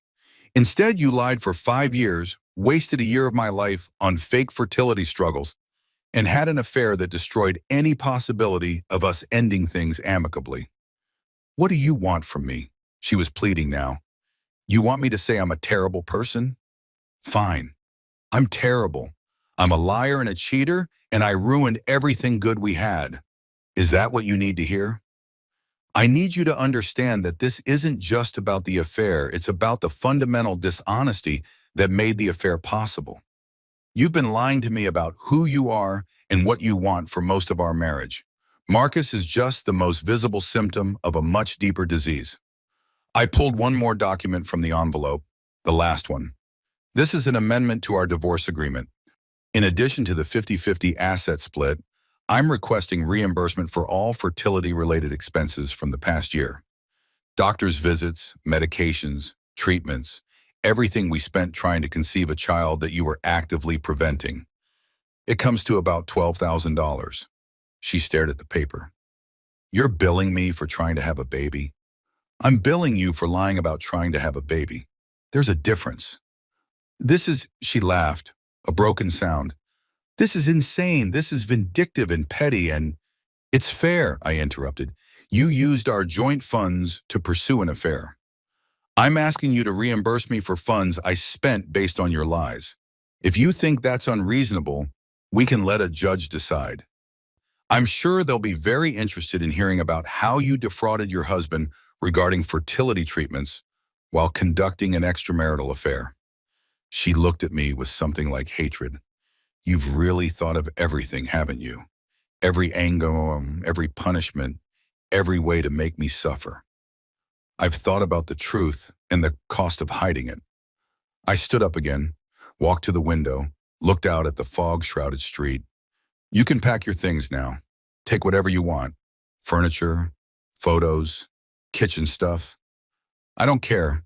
I'll have my lawyer send over the amended agreement. You have a week to review it before I file. And if I don't sign, then we go to court. I present all of this to a judge. The affair, the lantas, the birth control, deception, all of it. And I let them decide how to divide our assets. But I promise you, Rachel, it won't be 50-50, not when fraud is involved. She gathered up the papers with shaking hands, stuffed them back into the envelope. I came here to pick up my things, not to be ambushed with. You ambushed me with 6 months of betrayal.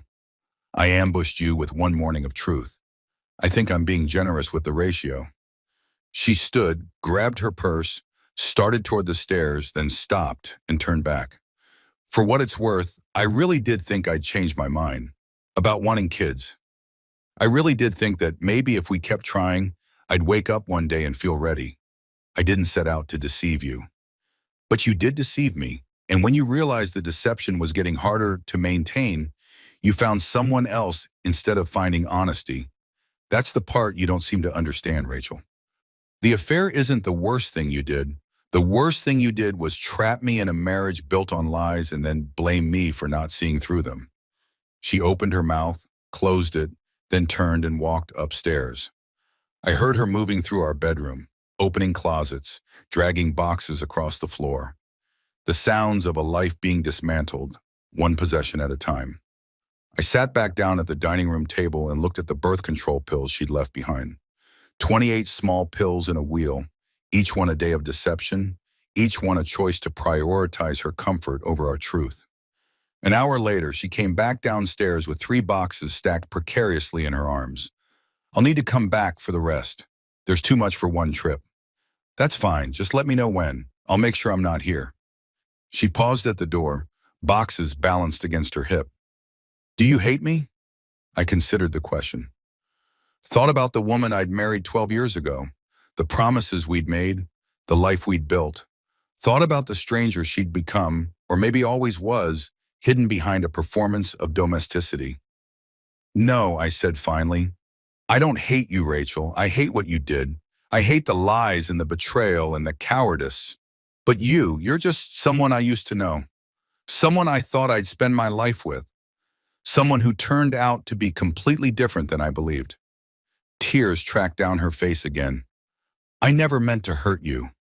That's the tragedy of it. I actually believe that. I think you made 1,000 small choices without considering their cumulative impact. You lied without planning to lie. You cheated without meaning to cheat.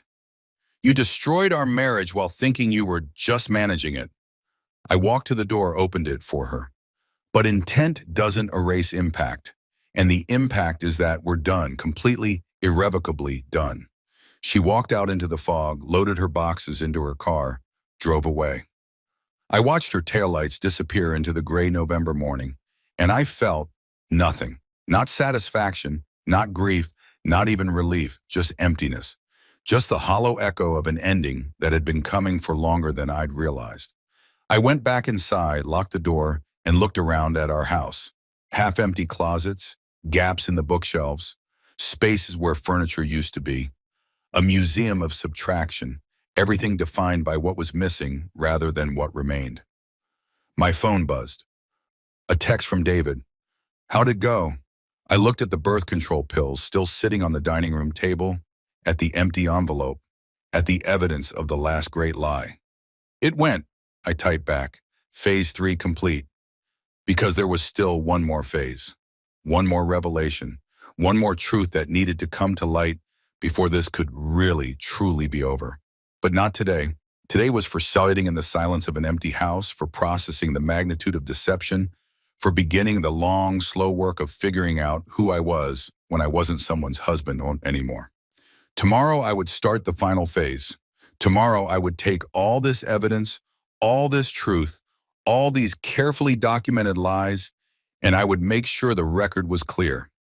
Not for revenge, though I wouldn't pretend that wasn't part of it, but for clarity, for the future, for anyone who asked what happened to James and Rachel's marriage, so they'd know the real story instead of the sanitized version she'd inevitably tell. But for now, I just sat in the dining room of my half-empty house, in the fog-wrapped silence of a Saturday morning, and I let myself feel the full weight of what I'd lost and what I'd learned. The woman I'd loved had never really existed. The marriage I'd believed in had been built on lies. The future I'd planned would never happen. But at least now I knew.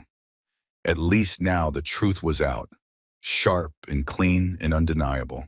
And that, I told myself, had to be worth something. It had to be. The fog lifted by afternoon, leaving everything sharp-edged and too bright.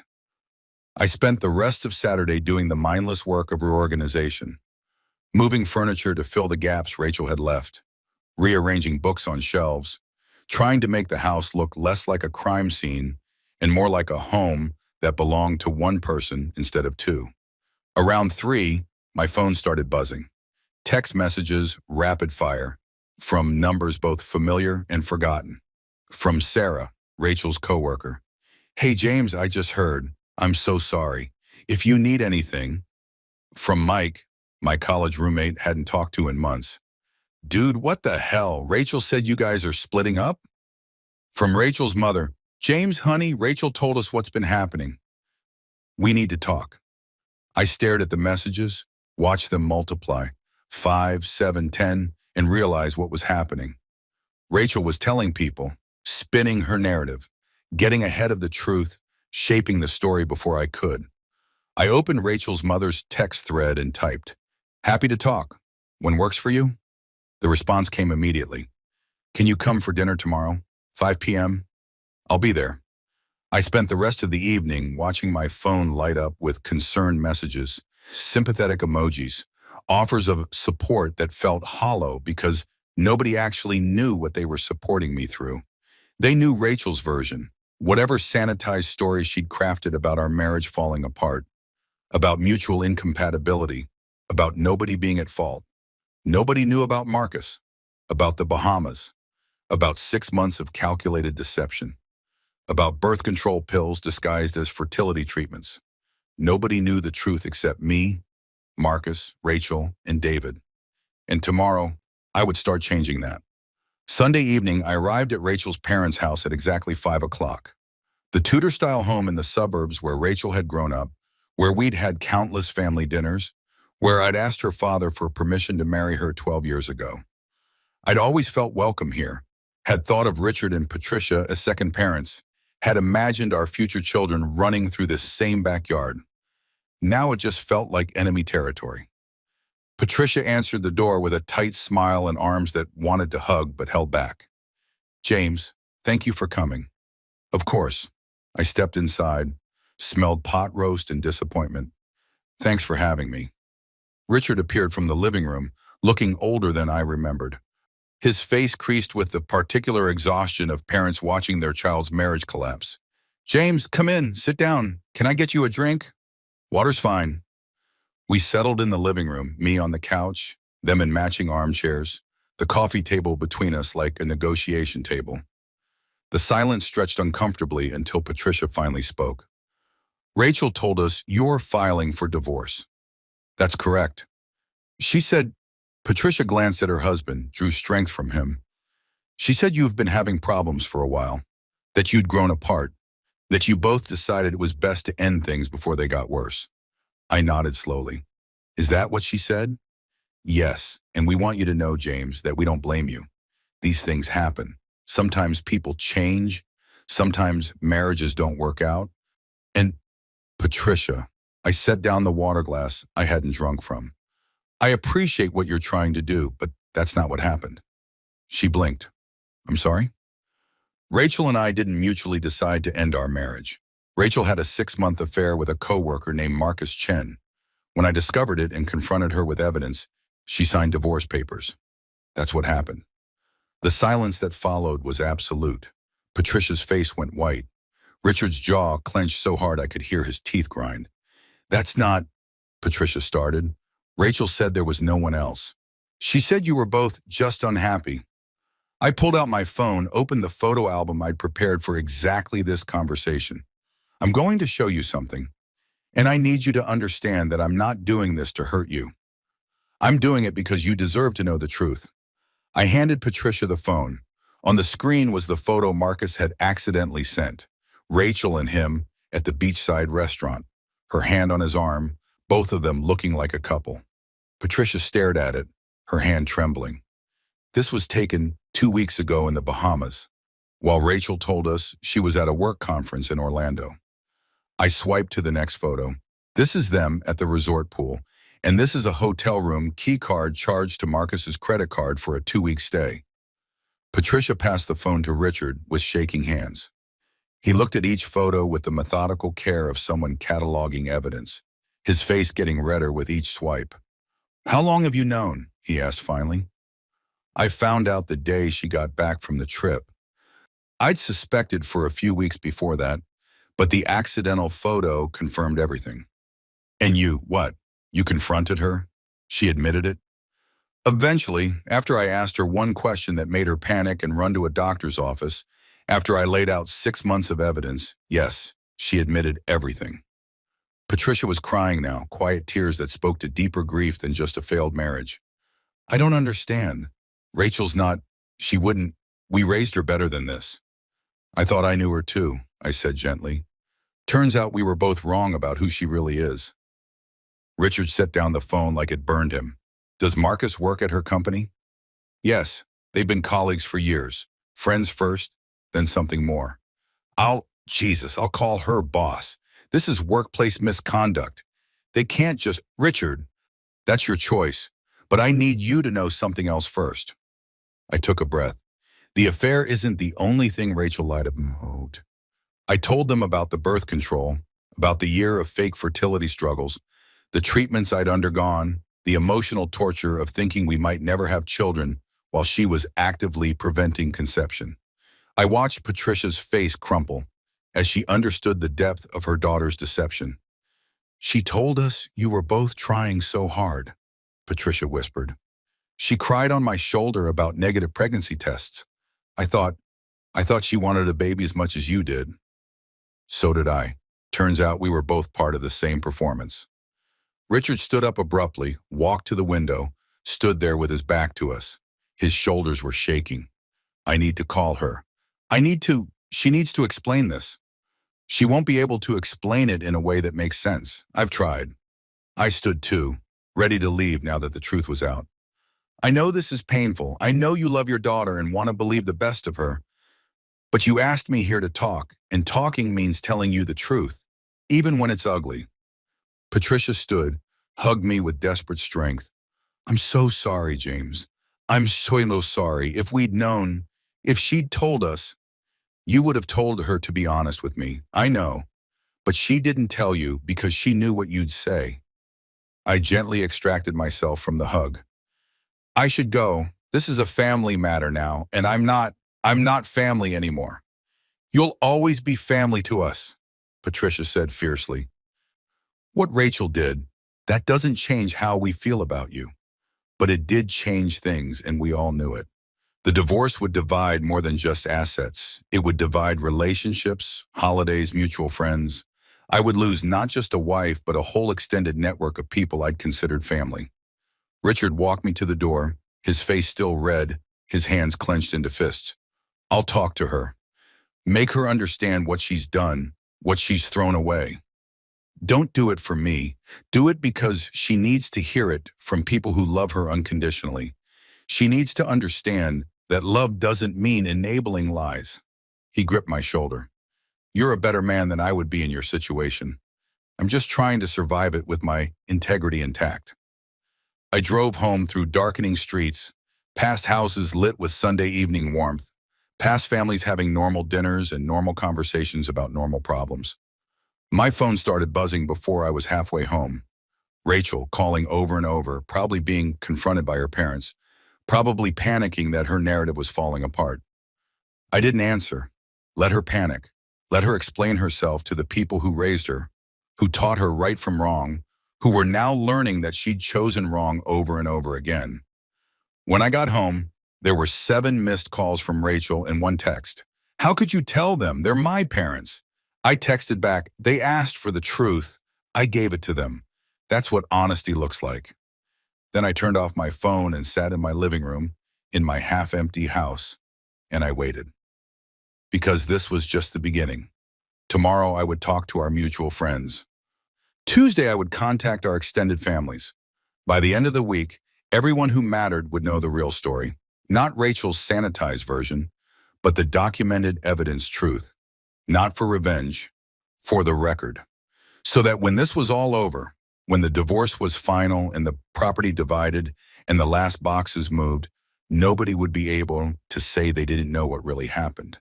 The truth was out now, spreading like light through fleas, burning off the comfortable lies people had been telling themselves about our marriage. And I was done protecting Rachel from the consequences of her choices. Done enabling her deceptions by staying silent. Done being the good guy who takes the high road while she rewrites history from the low one. My phone buzzed, a text from David. Rachel's mother called me. Said you told them everything. "You okay?" "I'm fine," I typed back. "Just tired of lying by omission." "What's next?" I looked around my living room at the space Rachel used to occupy, at the life we used to share. "Next," I wrote, "I tell everyone else." And then, finally, I could start moving forward. Monday morning, I woke to 17 missed calls and 43 text messages. Word was spreading faster than I'd anticipated, the truth moving through our social network like a virus, infecting every shared friendship and mutual acquaintance. From Rachel, "Please stop telling people, you're ruining my life." From Marcus, "We need to talk. This is getting out of hand." From my mother, your father and I are on our way over. Don't make any decisions until we get there. From Sarah, Rachel's coworker. Is it true about Marcus? Everyone at the office is talking about it. I made coffee and started responding, methodically, honestly, letting the truth continue its spread. To Rachel, I'm not ruining your life. I'm telling the truth about what you did. There's a difference. To Marcus, there's nothing to talk about. You wanted my wife, you got her. Congratulations.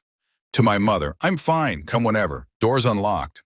To Sarah, it's true, 6 months. Ask HR to check the security footage from the parking garage if you want dates. The last one was calculated. Sarah was the office gossip, the woman who knew everyone's business and shared it with editorial flair. If I wanted the truth to spread through Rachel's workplace, Sarah was the vector. My parents arrived at 8, my mother sweeping in with a casserole and concern. My father with the quiet anger of a man whose son had been wronged. We sat at the kitchen table, my mother holding my hand, my father reading through the evidence folder with increasing fury, and I told them everything. That son of a bitch, my father said when I got to the part about Marcus. Give me his address. Dad, no, this isn't that kind of situation. The hell it isn't. He slept with your wife. That's exactly the kind of situation that requires legal resolution, not violence. I squeezed my mother's hand. I appreciate the sentiment, but I'm handling this the right way. My mother was crying, quiet tears that matched Patricia's from the night before. How are you so calm about this? If your father did something like this to me, I'm not calm. I'm focused. There's a difference. I pulled my hand back, wrapped it around my coffee mug instead. If I let myself feel everything right now, all the anger and hurt and betrayal, I'll fall apart. So I'm compartmentalizing, dealing with the practical aspects first, emotions later. That's not healthy, honey. Neither is staying in a marriage built on lies. I'm doing the best I can. They stayed for 2 hours, my mother reorganizing my kitchen cabinets because she needed something to do with her hands, my father making a list of lawyers I should consult and assets I should protect. Normal parent things, comforting in their mundanity. When they left, my father pulled me aside. You know we're proud of you, right? For handling this with dignity. A lot of men would have done something stupid by now. I still might, I said honestly. Ask me again in a month. He gripped my shoulder, that universal gesture of male affection, then left. I watched them drive away and felt the first real crack in my composure. Seeing their pain, their anger on my behalf, their helpless desire to fix something that was irreparably broken. It made it all more real somehow. I went back inside and checked my phone. More messages, more people finding out, expressing shock, offering support, asking questions. From Tom, our couple friend from book club. Dude, I had no idea. Rachel seemed so normal last Tuesday. From Amanda, Tom's wife. I'm so sorry, James. Do you want to come to dinner this week? From Rachel's cousin Jennifer. My mom told me what happened. I can't believe Rachel would do this. I'm so sorry. One by one, I watched our social network realign. People choosing sides, making judgments, deciding who to believe. And because I had evidence, documented, undeniable evidence, most of them were choosing me. It should have felt validating. Instead, it just felt exhausting. Around noon, my phone rang. Unknown number. I almost didn't answer, but something made me pick up. James Rothstein? A woman's voice, professional, unfamiliar. Speaking. This is Jennifer Ward from Cascade Tech. I'm the HR director. I understand you have some information relevant to an internal investigation we're conducting. My heart rate picked up. What kind of investigation?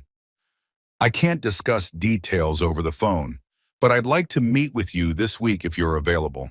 Bring any documentation you feel comfortable sharing. This is about Rachel and Marcus. A pause. I can neither confirm nor deny that, but yes, your information would be helpful. We scheduled a meeting for Wednesday. After hanging up, I sat with the implications. Sarah had worked fast, or maybe someone else had reported it. Either way, Rachel and Marcus's affair was now an official workplace matter. I should have felt satisfaction. Instead, I felt tired. My phone buzzed again. This time, Rachel. HR called me in for a meeting. What did you do?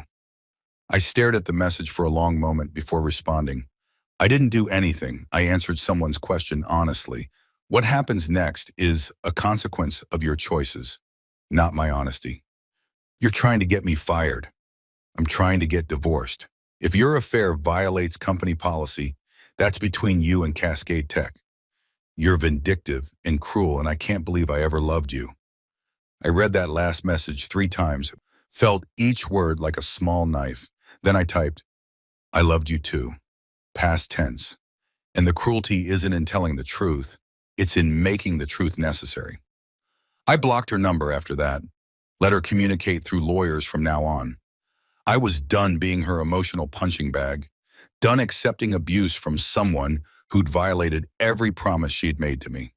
The afternoon brought more calls, friends of friends, Rachel's coworkers asking for clarification, my boss checking in to make sure I was okay. A steady stream of people wanting to know what happened, wanting to express sympathy, wanting to be part of the drama. I answered them all with the same calm recitation of facts.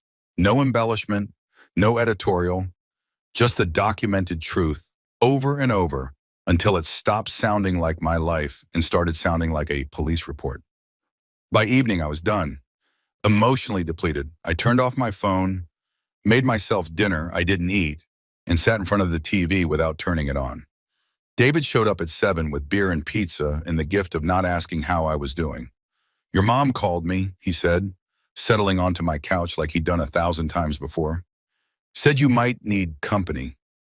I'm fine. You're not fine, but you will be, eventually. He handed me a beer. Eat something, you look like shit. I took a bite of pizza, tasted cardboard. Rachel's HR called. They want to meet with me. You going? Wednesday. You know they could fire both of them, right?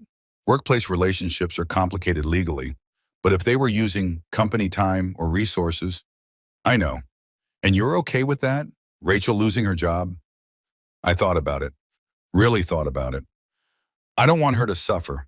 I don't want her life to be ruined, but I also can't protect her from the consequences of her choices anymore.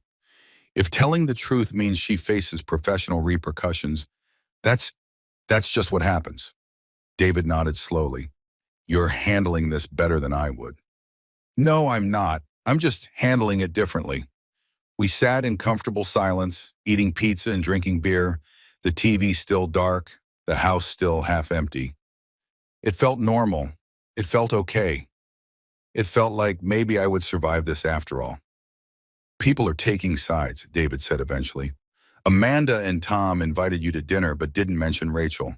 Sarah stopped following Rachel on Instagram. Even the book club is splitting. Team James versus Team Rachel. There shouldn't be teams. This isn't a sport. It's human nature. People need to categorize things, decide who to support. And right now, with the evidence you've provided, most people are categorizing you as the victim and Rachel as the villain. She's not a villain. She's just... I stopped, tried to find the right words. She's just someone who made a lot of bad choices and is now facing the consequences. That's very mature of you. Fuck maturity. I'm angry and hurt and betrayed, but I'm also trying not to become someone I don't recognize. Trying not to let this turn me bitter or vindictive or cruel. Is that why you told everyone? To preserve your integrity? I told everyone because they deserved the truth. Because I was tired of Rachel controlling the narrative. Because I stopped, felt emotion rising in my throat. Because I needed people to know that I tried, that I was faithful and honest and did everything I was supposed to do. That when our marriage failed, it wasn't because I didn't fight for it. David didn't say anything. Just sat with me in the silence.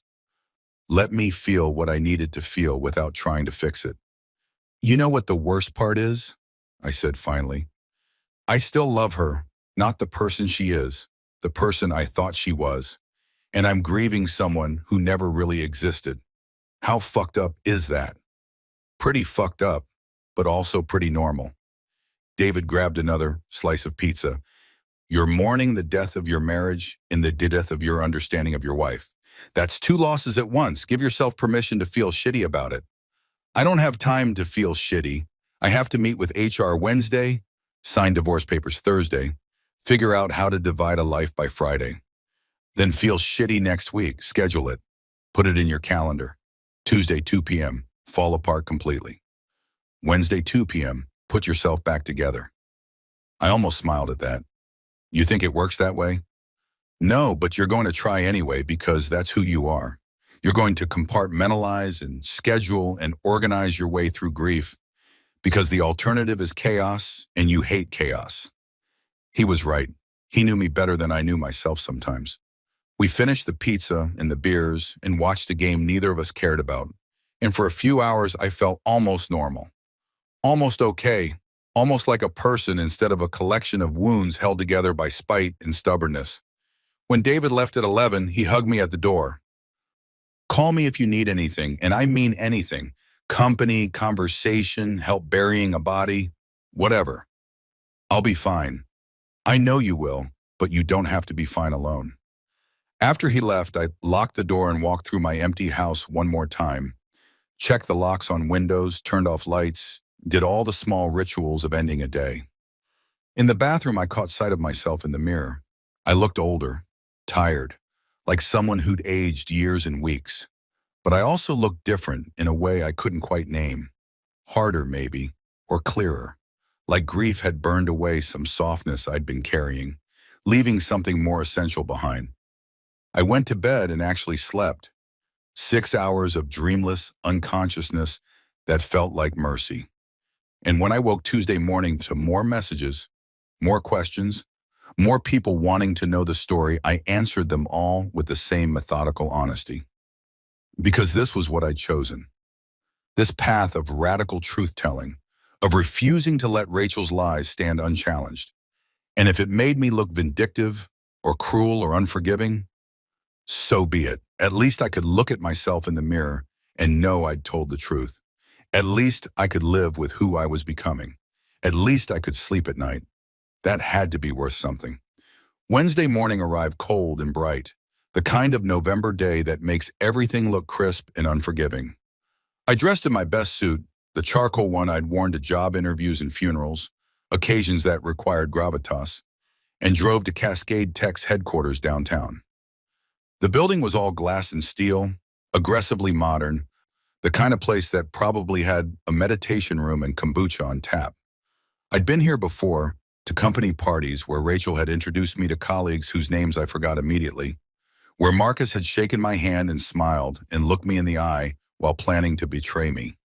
Security directed me to the 14th floor. Jennifer Ward's office overlooked the city, floor-to-ceiling windows that made everything feel exposed. She stood when I entered, mid-40s, professional suit, the kind of face that gave nothing away. Mr. Rothstein, thank you for coming. She gestured to a chair across from her desk. Can I get you anything? Coffee? Water? I'm fine, thank you. She sat, folded her hands on the desk between us, and got straight to it. I'll be direct. We've received reports of an inappropriate relationship between two of our employees. Based on the information we've gathered so far, your name has come up as someone who might have relevant knowledge. Before we proceed, I need to clarify, you are under no legal obligation to speak with me. This is entirely voluntary. I understand. And anything you tell me will be used in our internal investigation and could result in disciplinary action against the employees involved. Are you comfortable with that? I thought about Rachel, about the job she'd worked so hard for, the career she'd built. Thought about what losing it would mean for her future, for whatever life she was planning with Marcus. Then I thought about the lies, the betrayal, the year of fake fertility treatments, the 2 weeks in the Bahamas paid for with our savings. I'm comfortable with that, I said. Jennifer pulled out a legal pad. Walk me through what you know. I did. I told her about discovering the affair, about the phone records and text messages, about the Bahamas trip that Rachel had claimed was a work conference. I told her about Marcus, about how long they'd been colleagues, about the progression from friendship to something more. Do you have documentation? Jennifer asked.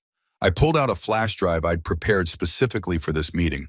This contains phone records, text messages, credit card receipts, hotel reservations, and security camera footage from your parking garage showing Rachel and Marcus leaving together on multiple occasions when they'd both supposedly worked late.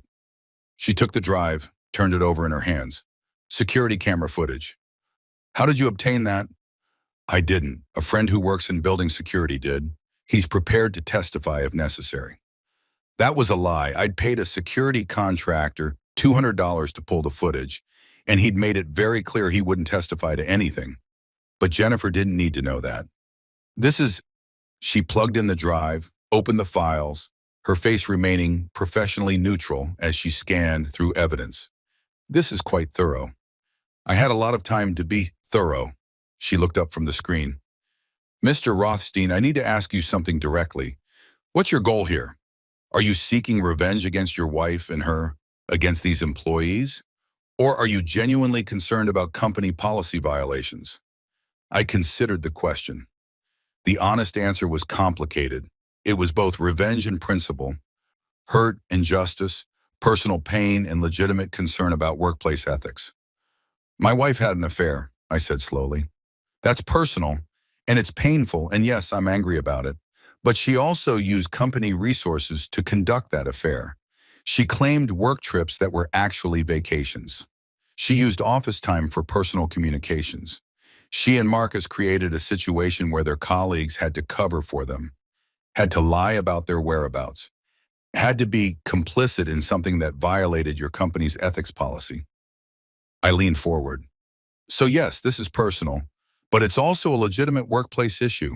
And I think your other employees deserve to work in an environment where people follow the rules, where married colleagues don't use company time and resources to conduct affairs, where professional boundaries actually mean something. Jennifer studied me for a long moment. You're very articulate for someone in your situation. I've had time to think about how to articulate it. She turned back to her computer, clicked through more files.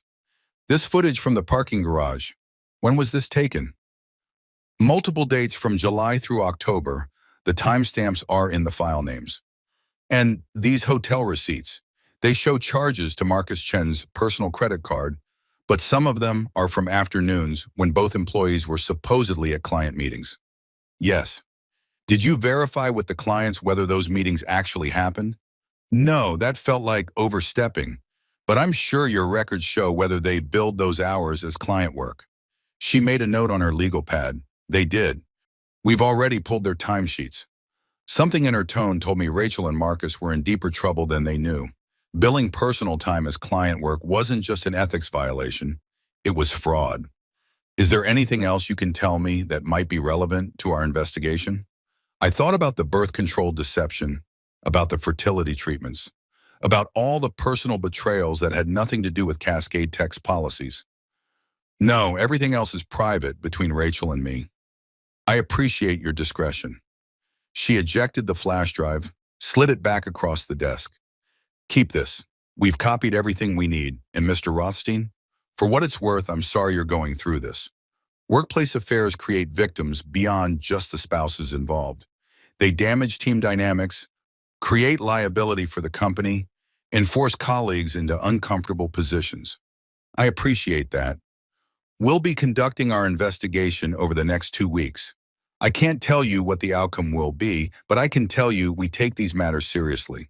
If employees violate our ethics policy, especially if they commit timesheet fraud, there are consequences. I stood to leave, shook her hand. Thank you for your time. Mr. Rothstein? She walked me to the door. I've been doing this job for 15 years. I've seen a lot of workplace affairs. Most of the betrayed spouses who come in here are angry, vengeful, looking to cause maximum damage. You're not like that. I'm angry, I said honestly. I'm very angry, but I'm trying to channel it into something constructive instead of destructive. Well, you're doing a remarkable job. I hope you find peace with all of this. I rode the elevator down 14 floors, walked through the lobby past employees who might have known about Rachel and Marcus, who might have covered for them, who might have watched my marriage dissolve in real time while pretending ignorance. Outside, the November air felt sharp and clean. I stood on the sidewalk for a moment, letting it clear my head, trying to process what I'd just done. I'd potentially cost Rachel her job, her career, the financial independence she'd fought so hard for. I waited to feel guilty, waited for remorse to hit me, for second thoughts to creep in. But all I felt was tired, and maybe underneath that, the smallest flicker of satisfaction. My phone buzzed, a text from an unknown number. "This is Marcus. We need to talk. Now, meet me at the coffee shop on 5th. I stared at the message, debated ignoring it, then decided why not. One more conversation, one more chance to hear him try to explain the inexplicable. I texted back. 30 minutes. Marcus was already there when I arrived, sitting at a corner table with the 2 cups of coffee going cold in front of him. He looked terrible, unshaven, rumpled, like he'd slept in his car. His leg was bouncing under the table, nervous energy radiating off him in waves. "Thanks for coming," he said as I sat down. "You have 20 minutes. Talk." HR called me in yesterday, asked me questions about Rachel, about our relationship, about work trips and client billing. They're investigating us, James. They're looking at timesheet records and expense reports, and he ran his hands through his hair. "Did you talk to them?" I answered their questions honestly. "You gave them evidence. Security footage, credit card receipts. You're trying to get us fired. I'm trying to get divorced. What your employer does with information about your ethics violations is their choice, not mine." "Ethics violations." He laughed bitterly. "That's what you're calling it? We fell in love, James. That's not a violation. You fell in love on company time. You billed personal hours as client work. You used office resources to conduct an affair. That's not romance, Marcus. That's fraud." He slumped in his chair. "Rachel's going to lose her job. They basically told her that yesterday, and I'll probably lose mine too. We'll both be blacklisted in the industry, unable to get references, starting over from nothing." "Consequences," I said simply. "For what? For being human? For making mistakes? For lying, for stealing company time? For creating a hostile work environment where your colleagues had to cover for you?" I leaned forward. "You want to know what really bothers me about this, Marcus? Not that you fell in love with my wife. Feelings happen, I get that. What bothers me is how entitled you both are. How you act like the rules don't apply to you, like you should be able to conduct an affair on your employer's dime and face no consequences because your feelings are special. That's not, it is fair. You made choices, adult choices. Now you get adult consequences. That's how the world works." He stared at his coffee, and I watched him realize that charm wouldn't work here, that I wasn't someone he could sweet talk or manipulate. "What do you want from me, James? An apology?" "I already gave you one. Groveling. I'll do it if that's what it takes." "I don't want anything from you. I wanted the truth, which I got. I wanted the affair documented, which it is. I wanted to make sure everyone knew what really happened, and now they do. There's nothing else you have that I need." "Rachel said you're destroying her life out of spite." "Rachel destroyed her own life. I'm just refusing to help her hide the wreckage." I stood up. "Your 20 minutes are up. Don't contact me again." "Wait." He grabbed my arm, and I looked down at his hand until he released it. "Just one thing. The question you asked her about me having an illness. There really isn't one, is there?" "No, so why?" "Because I wanted her to feel afraid. I wanted her to panic, to run to a doctor, to sit in a waiting room imagining worst-case scenarios. I wanted her to experience a fraction of the fear I felt when I got tested for STDs, because my wife had been sleeping with someone else without my knowledge. I met his eyes. I wanted her to understand that actions have consequences beyond just the ones you intend. Understanding dawned on his face. That's psychological warfare. That's karma." I walked out before he could respond, left him sitting there with his cold coffee and his crumbling future. The satisfaction I'd been waiting for finally arrived. Not a flood, just a trickle, but real. Marcus understood now. Understood that I wasn't going to be passive or forgiving or understanding. Understood that there was a price for what he'd done, and I was going to make sure he paid it. My phone buzzed as I reached my car. Jennifer Ward. Thank you for your cooperation today. Your information was very helpful. Then 30 seconds later, another text from an unknown number. I opened it expecting more from Marcus, but it was Rachel. They're firing me. I hope you're happy. I hope destroying my career makes you feel better about your own failures. I read it twice, felt each word like a slap, then deleted the message without responding. She wanted a fight, wanted to make me the villain, wanted to turn her consequences into my cruelty. But I was done engaging with her narrative, done defending myself against accusations from someone who'd lost all credibility. I drove home through afternoon traffic, past coffee shops and grocery stores, and all the normal places where normal people lived normal lives. My life didn't feel normal anymore. It felt like performance art, the dissolution of a marriage, an installation piece featuring evidence and accusations and consequences. At home, I found a box on my doorstep.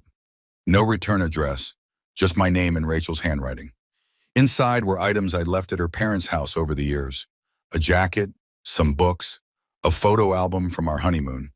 Things she no longer wanted contaminated with my presence. The photo album hurt. I flipped through it. Us at Niagara Falls, laughing in the rain, young and in love, and so stupidly certain about our future. Rachel in a sundress, me with my arm around her waist, both of us looking at the camera like we were showing the world what happiness looked like. That couple didn't exist anymore. Those people were gone, replaced by strangers who'd spent the afternoon trying to hurt each other through lawyers and HR departments and carefully deployed truths. I closed the album, put it in a drawer I wouldn't open again, and sat down at my kitchen table with the divorce papers that needed signing, the financial documents that needed reviewing, the administrative dismantling of a 12-year relationship. My phone rang. My lawyer, Sandra, calling with updates. James, hi. I have news about the divorce proceedings. Go ahead. Rachel's attorney is pushing back on the amended agreement. They're claiming the reimbursement clause for fertility treatments is punitive and not based in legal precedent. It's based on fraud. She lied about trying to conceive while actively preventing conception. I agree, and I think we can argue that successfully. But be prepared. This might go to mediation. Rachel's not going to just accept your terms without a fight. Fine, let her fight, Doans. I have evidence. I know you do. But evidence cuts both ways, James. She could argue emotional distress, could claim your behavior after discovering the affair was psychologically harmful, could paint you as vindictive. Let her try, Sandra sighed. I'm saying this as your lawyer and your friend. At some point, you need to decide if being right is worth the cost of proving it. Divorce mediation can get ugly and expensive fast. Are you prepared for that? I thought about the question she'd asked, the cost of being right, the price of truth. Yes, I said finally. I'm prepared. Okay, then we'll prepare for mediation. I'll file the motion next week. After we hung up, I sat in my kitchen and thought about what was coming. More lawyers, more meetings, more careful recitations of betrayal, more documented evidence of awesome gun, more public airing of private pain. Rachel wanted a fight, wanted to make this difficult, wanted to punish me for refusing to quietly accept her narrative. Fine, I could fight. I'd gotten good at it over the past few weeks. My phone buzzed again. David. Heard about the HR meeting. How'd it go? It went. Rachel's probably getting fired. And you feel? I tried to identify the emotion. Satisfaction, guilt, relief. It was all tangled together, impossible to separate. I feel like I did what I had to do, I typed back. Whether that makes me right or just vindictive, I don't know anymore.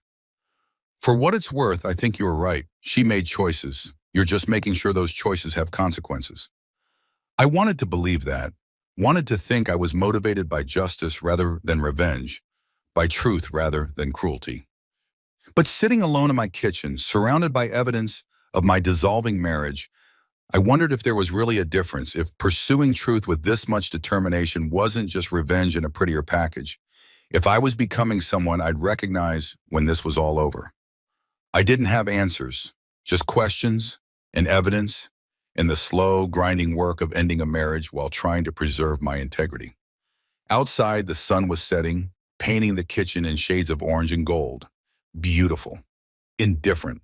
The world kept turning, regardless of my pain, regardless of Rachel's consequences, regardless of whether any of this mattered in the long run. I pulled out the final piece of evidence I'd been saving, the thing I hadn't shown anyone yet, not even David, the revelation that would change everything one more time. But not tonight. Tonight I was too tired for more truth-telling, more revelations, more carefully orchestrated justice. Tonight I would just sit in my kitchen and watch the sun set and try to remember who I was before all of this started. Tomorrow I would detonate the last bomb. Tomorrow would be the final reckoning. But tonight I would rest. Thursday morning I woke with the kind of clarity that comes from decisions already made, from crossing a threshold you can't uncross. Today was the day, the final truth, the last piece that would reframe everything that had come before. I'd been holding this back deliberately, strategically, waiting for the moment when it would have maximum impact. When Rachel thought she'd seen all my evidence, heard all my accusations, faced all her consequences. Now was that moment. I sent 3 emails before breakfast. To Rachel's lawyer, scheduling emergency mediation, new evidence has come to light that affects asset division. To my lawyer, Sandra, we need to talk, this morning if possible. It's urgent. To Rachel, we need to meet, today, 2 p.m. at the house. Come alone, this is important. Then I pulled out the folder I'd been keeping locked in my desk drawer for 2 weeks, the one even David hadn't seen, the one containing evidence so explosive it would fundamentally alter the entire divorce. Sandra called at 9. What's this about new evidence? Can you come to my house? I need to show you something in person. James, if this is just more texts or photos, it's not. Trust me, you need to see this. She arrived at 10, briefcase in hand, professional skepticism on her face. I led her to my office, closed the door and handed her the folder. This is a financial forensic report commissioned from a private investigator, I said. It covers Rachel's banking activity for the past 3 years. Sandra opened the folder, started reading, and her expression shifted from skeptical to shocked to something like awe. Holy shit. Keep reading. She flipped through pages, her lawyer brain processing implications faster than she could articulate them. This is, James, do you understand what this means? I understand exactly what it means. Rachel's been hiding assets, significant assets. This offshore account, these transfers, she's been systematically moving money out of your joint accounts into accounts you don't have access to for 3 years. 2 years and 8 months, according to the report. It started small, 100 here, 200 there, but it escalated. The report estimates she's hidden approximately $127,000 from the marital estate. Sandra looked up from the papers, her face pale. Have you confronted her about this? Not yet. I wanted to talk to you first. Understand the legal implications. The legal implications are significant. If she's been hiding assets during divorce proceedings, that's fraud. The court will not look kindly on this. She could lose her claim to any shared property. You could potentially get a much larger share of the marital assets. She flipped to another page. Wait, this offshore account, when was it opened? 4 years ago, before the affair started. So she's been planning an exit strategy for 4 years? Apparently. Sandra sat down heavily in my desk chair. James, this changes everything.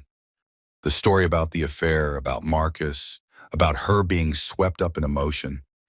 It all falls apart when you realize she's been preparing to leave you for years. This is premeditated financial fraud. I know. And you've been sitting on this for how long? I found out 2 weeks ago. The investigator finished his report the day after Rachel signed the initial divorce papers. Why didn't you tell me immediately? Because I needed to think about what I wanted to do with the information. Because once I deployed this, there was no going back. Because I stopped, tried to articulate something I'd been feeling but hadn't named. Because this is the nuclear option, Sandra. This doesn't just end our marriage. This destroys Rachel financially, legally, possibly criminally. And I needed to be absolutely certain I was willing to do that. And are you certain? I thought about the question. About Rachel crying in our dining room. About her losing her job. About the consequences she was already facing. Thought about whether adding this to the pile was justice or just cruelty. Then I thought about the birth-controlled deception. About a year of my life spent trying to conceive a child she was actively preventing. About her planning an exit strategy for 4 years while I was planning our future. Yes, I said, I'm certain. Sandra closed the folder. Then we file an emergency motion to freeze all her accounts pending investigation of asset concealment. We amend the divorce petition to include fraud allegations. And we prepare for this to get very, very ugly. How ugly? Potential criminal charges ugly.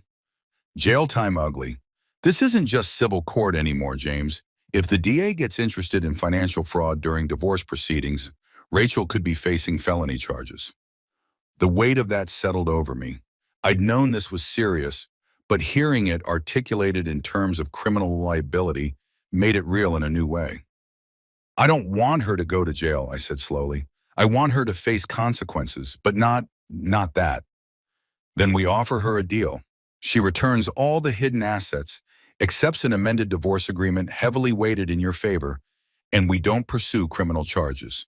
She gets to walk away with something instead of nothing. That seems fair. Fair, Sandra laughed without humor.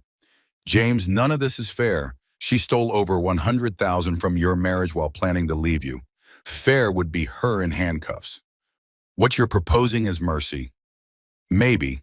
Or maybe it was just exhaustion. The knowledge that pursuing maximum punishment would require more energy, more time, more of my life spent locked in combat with someone I used to love. Set up the meeting with her lawyer, I said. Show them the evidence. Give them 24 hours to respond with a settlement offer. If they don't, we file criminal complaints. You're sure about this? No, but I'm doing it anyway. Sandra left with the folder, promising to have Rachel's lawyer served with notice by end of day. I sat in my office and tried to process what I just set in motion. At 1:45, my doorbell rang. Rachel, 15 minutes early, looking nervous. You said this was important, she said when I opened the door. It is, come in. We sat in the living room, not the dining room, scene of too many previous confrontations. She perched on the edge of the couch like a bird ready to fly, and I sat across from her in the armchair that used to be ours and was now just mine. Your lawyer should be calling you any minute, I said, but I wanted you to hear this from me first. Hear what? Before I could answer, her phone rang. She looked at the screen, frowned. It's my lawyer.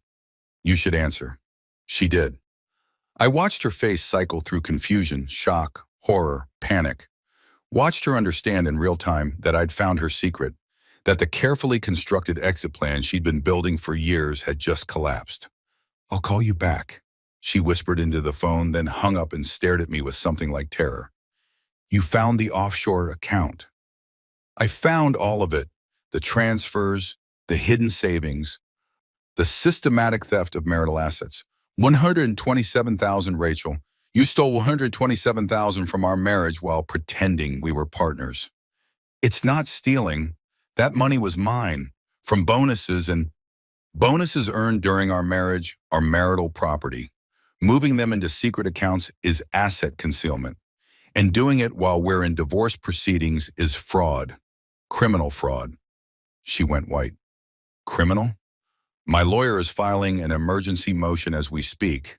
Unless you agree to settlement terms, this goes to the DA's office tomorrow. You're bluffing. I pulled out a copy of the forensic report, slid it across the coffee table. Read it. She did. I watched the understanding dawn that I wasn't bluffing, that I had documentation, that she was in serious legal trouble. James, please. You have to understand, I was scared. I didn't know what would happen with us, and I needed a safety net, and you planned this for 4 years. 4 years of systematically stealing from me while I thought we were building a life together. I wasn't planning to leave you. I was protecting myself in case something happened. Something like an affair you'd conduct for 6 months before taking the 2-week vacation with your lover. I leaned forward. Don't lie to me anymore, Rachel. The evidence is clear. You've been preparing to leave me for years. The affair with Marcus wasn't an impulsive mistake. It was part of a long-term plan. She was crying now, makeup running, hands shaking. What do you want? What will it take for you to not press charges? Everything. What? Everything you hid. Every dollar returned to joint accounts. Plus penalties. I want 70% of our total marital assets, including the house. You get 30% and you walk away. No alimony, no claims on my retirement, no contested property division. I can't agree to that. I'll have nothing. You'll have 127,000 more than you deserve, plus 30% of everything else. That's more mercy than you showed me. She stood up, paced the room like a caged animal. I can't believe you'd do this. After everything we've been through, you'd threaten me with jail time? After everything we've been through? Rachel, you spent 4 years stealing from me, 6 months sleeping with someone else, a year lying about wanting children. You've shown me exactly who you are. I'm just responding accordingly. I loved you, she said desperately. I still love you. This money thing, it was insurance. It didn't mean I wanted to leave. Stop. I stood too, met her eyes. Stop lying. To me, to yourself, to anyone who'll listen. You didn't love me. You can't love someone and systematically steal from them. You can't love someone and sleep with their coworker. You can't love someone and lie about wanting children while preventing conception. Whatever you felt for me, it wasn't love. It was convenience. It was comfort. It was having someone to pay half the mortgage while you built your escape plan. She sank back onto the couch, sobbing. I'm sorry. God, James, I'm so sorry. I never meant for any of this to happen. You meant all of it. Every transfer, every law, every choice. You just didn't mean to get caught. Her phone rang again. Her lawyer, probably with more details about the charges she was facing. She ignored it, let it ring through to voicemail. What do I do? She whispered. You take the settlement. You return the money. You accept 30 and count yourself lucky I'm not pursuing criminal charges. And Marcus? What about him? Does he know about this? About the money? I hadn't even considered that angle. I don't know. Did you tell him? No, I didn't tell anyone. It was my safety net in case I what? Left you? Wasn't that supposed to be my line? You're the one who had the affair, who stole money, who was planning an exit. She looked at me with something like desperation. What if I give everything back? What if I agree to your terms and we try again? We go to counseling, we work through this, No. James, please, no, Rachel. There's no coming back from this. Not the affair, not the money, not the lies. You killed our marriage. You don't get to resurrect it just because the consequences are scarier than you expected. She sat there crying, and I felt nothing. No sympathy, no regret, not even satisfaction. Just emptiness. Just the hollow realization that I was looking at a stranger wearing my wife's face. You have until tomorrow at 5 p.m. to accept the settlement terms, I said. After that, we file criminal complaints and let the courts handle everything. Your choice. I walked to the door, opened it, waited for her to leave.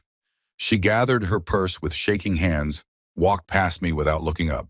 James? She paused on the threshold. When did you stop loving me?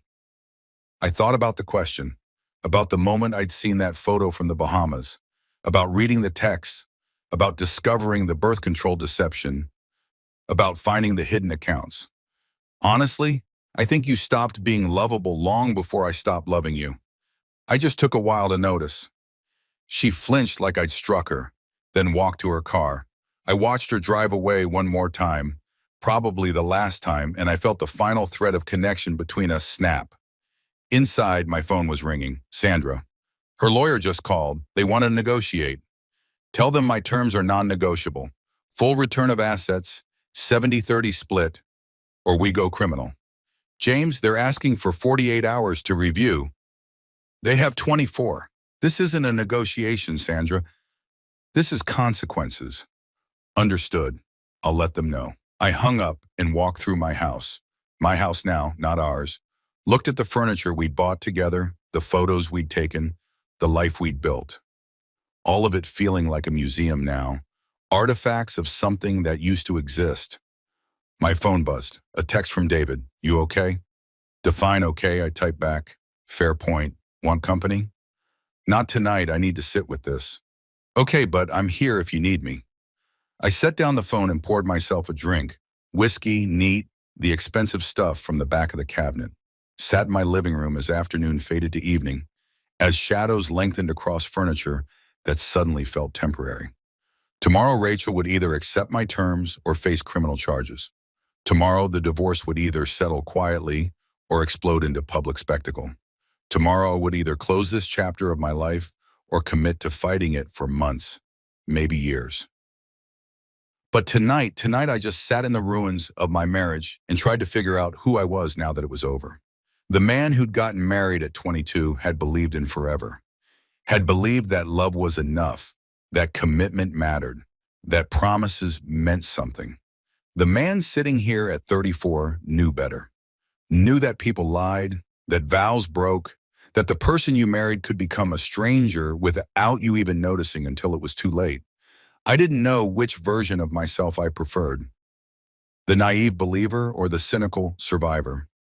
Maybe I'd become some third thing, someone who'd been broken and put himself back together into a different shape, someone who'd learned that true truth matters more than peace, that consequences matter more than forgiveness, that sometimes the only way through pain is straight through it. My phone buzzed again. Rachel, I'll sign your agreement. Just please don't press charges. I stared at the message for a long time before responding. Have your lawyer send the signed documents to Sandra by 5 p.m. tomorrow. Thank you. I didn't respond to that. There was nothing to say. She wasn't thanking me for mercy. She was thanking me for accepting the inevitable, for choosing the path that ended this quickly rather than dragging it through courts and trials and public humiliation. I finished my drink, went upstairs to bed, lay in the darkness, trying to feel something about winning, about getting everything I'd asked for, about Rachel finally facing the full weight of her choices. But I felt nothing, just tired, just ready for this to be over. Tomorrow would bring signed papers and transferred funds and the final dissolution of a 12-year marriage. Tomorrow would bring closure, whatever that meant. Tonight I just lay in bed and listened to the house settle around me, to the absence where Rachel used to be, to the silence of a life being dismantled one piece at a time. And somewhere in that silence I fell asleep. 3 months later, I woke to sunlight streaming through bedroom windows I'd forgotten to close and reached automatically for someone who wasn't there anymore. The muscle memory of marriage, still twitching, still reaching, still hoping despite everything, that the last 90 days had been a particularly vivid nightmare. But the empty space beside me was real. The divorce papers filed in January were real. The 70-30 asset split was real. Rachel's signature on settlement documents was real. The end of my marriage was as real as the morning sun. I went downstairs, my stairs now, in my house, paid for with my 70% of our assets, and made coffee in a kitchen that still felt too big for one person. Outside, February snow fell soft and silent, covering the driveway where Rachel's suitcase had once rolled, the walkway where she'd stood dripping rain and lies, the street where her car had driven away for the last time. My phone showed 2 text messages. From David, breakfast? I'm buying. From Sandra, final documents are ready for review. Stop by the office when you can. Final documents, the last administrative detail of a dissolved marriage. The period at the end of a sentence that had run on far too long. I texted David, Rosie's Diner, 9 a.m. Then I showered, dressed, and drove through snow-quiet streets to meet my best friend for breakfast and closure. David was already there when I arrived, sitting in a booth by the window, 2 cups of coffee going cold between his hands. He looked up when I slid in across from him, studied my face with the practiced eye of someone who'd been watching me barely hold it together for months. You look better, he said. I look the same. No, you actually look better. Less, he gestured vaguely at my face. Less haunted, less like you're one bad day away from a complete breakdown. Maybe I already had my breakdown and you missed it. Did you? I thought about the nights I'd spent staring at ceiling cracks, the mornings I'd forgotten to eat, the weeks that had blurred together into undifferentiated grief. I don't know, maybe. Or maybe I'm still having it, just very slowly. The waitress came, Rosie herself, 60s and cigarette-voiced and kind. The usual, James? I realized I'd been coming here often enough to have a usual. Yeah, thanks, Rosie. She patted my shoulder, that universal gesture of, I heard about your divorce and I'm sorry, then went to put in my order. Everyone in town knows, I said to David. Small towns are like that. Secrets don't last. He took a sip of coffee. How does it feel? Being the wronged husband, the sympathetic victim? Exhausting. But satisfying? I considered the question. Over the past 3 months, I'd become a minor celebrity in our social circle. The man whose wife had betrayed him, who'd responded with calm dignity, who'd emerged from the wreckage with his integrity intact. People bought me drinks, offered sympathy, treated me like I'd survived something heroic. I don't know about satisfying, I said finally. Validating, maybe. Everyone knows the truth now. Everyone knows what Rachel did. But it doesn't. I stopped, tried to articulate something I'd been feeling. It doesn't make me feel better. It just makes me feel confirmed. Like, yes, I was right to be hurt. Yes, she was wrong. But that confirmation doesn't heal anything. It just makes the wound official. David nodded slowly. Have you heard from her? Since the settlement? Once, she emailed to ask about splitting up the last of our shared possessions. I told her to keep whatever she wanted, that I didn't care anymore. And did you? Care? No, they're just things. Furniture and kitchen appliances and photos from a life that doesn't exist anymore. She can have all of it. My breakfast arrived. Pancakes I'd ordered out of habit and wouldn't finish. I pushed them around the plate while David watched with the patience of someone who'd spent 3 months watching me not eat. Sandra said the final documents are ready, I said. The divorce is final? Officially final as of February 1st. I'm technically single again. I tried the word out, felt it sit wrong in my mouth. Single. After 12 years of being half of a couple, I'm just me, unattached, alone. You're not alone. You have friends, family, a whole support network of people who I know, and I'm grateful. But it's not the same as having a person. Someone who knows all your stories, who understands your weird habits, who can finish your sentences. I set down my fork. I lost more than a wife, David. I lost my witness.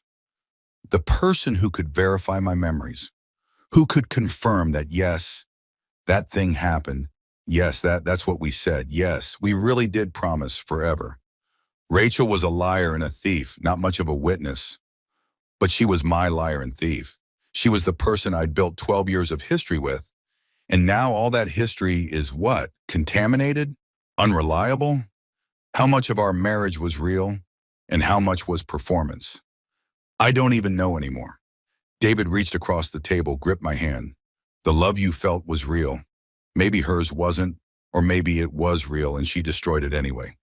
But your love, your commitment, your effort, that was all real. Don't let her betrayal make you doubt yourself. I wanted to believe that, wanted to think that my half of the marriage had value even if hers didn't. But it was hard to trust my own memories when the person who shared them had rewritten the whole story. What happened with the HR investigation? David asked, changing the subject. They fired both of them, Rachel and Marcus. Timesheet fraud plus ethics violations. It was in the company memo last month. How do you know? You don't work there. Sarah forwarded it to me. She thought I'd want to know. I picked up my pancakes. Marcus moved to Seattle, apparently. Took a job with a tech startup, starting over. Rachel's still here, living with her parents, working temp jobs while she figures out what's next. Have you seen her? Once, at the grocery store. We made eye contact across the produce section, and I watched her decide whether to approach me. She didn't. Just turned around and walked the other way. How did that feel? Like seeing a ghost? Like encountering someone who used to matter, who used to be central to my life, and realizing they're just another person now. A stranger who happens to know where I'm ticklish and how I take my coffee. We sat in silence for a while, David eating his omelet, me not eating my pancakes, both of us watching snow fall outside the window. What comes next? David asked finally. Now that it's officially over? Now that you're officially single, what's the plan? I don't know. I've spent 3 months focused on ending things. I haven't thought much about beginning again. Maybe it's time to start thinking about it. Maybe. But the truth was, I didn't know how to begin again. Didn't know how to date after 12 years of marriage. Didn't know how to trust someone new when the person I'd trusted most had betrayed me so completely. Didn't know how to open myself to vulnerability again when vulnerability had cost me so much. There's something I haven't told you, I said suddenly, about the offshore account, about the hidden money. David set down his fork. I thought Rachel returned all of it as part of the settlement. She did, all $127,000, plus penalties. But there was more. More? The forensic investigator found additional accounts, smaller ones, harder to trace. Another 43,000 scattered across various institutions. Money Rachel had been hiding for even longer. Did you confront her about it? No, I documented it, showed it to Sandra, and we decided to let it go. David stared at me. You let her keep 43,000 that she stole from you? I let her keep her escape fund because I stopped trying to articulate something I'd been feeling. I realized that taking everything would make me feel powerful, but it wouldn't make me feel better.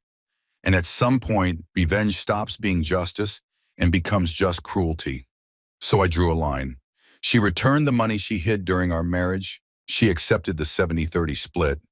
And I let her keep the accounts I legally could have claimed but morally felt belonged to her fear more than my anger. James, that's incredibly mature. Or incredibly stupid. I'm not sure which. It's both, but mostly it's you choosing to be the person you want to be instead of the person the situation tried to make you. Maybe. Or maybe I was just tired of fighting. Tired of evidence and accusations and carefully deployed truths.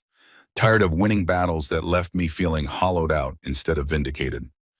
We finished breakfast, David eating, me picking, and walked out into February snow that was already turning to slush.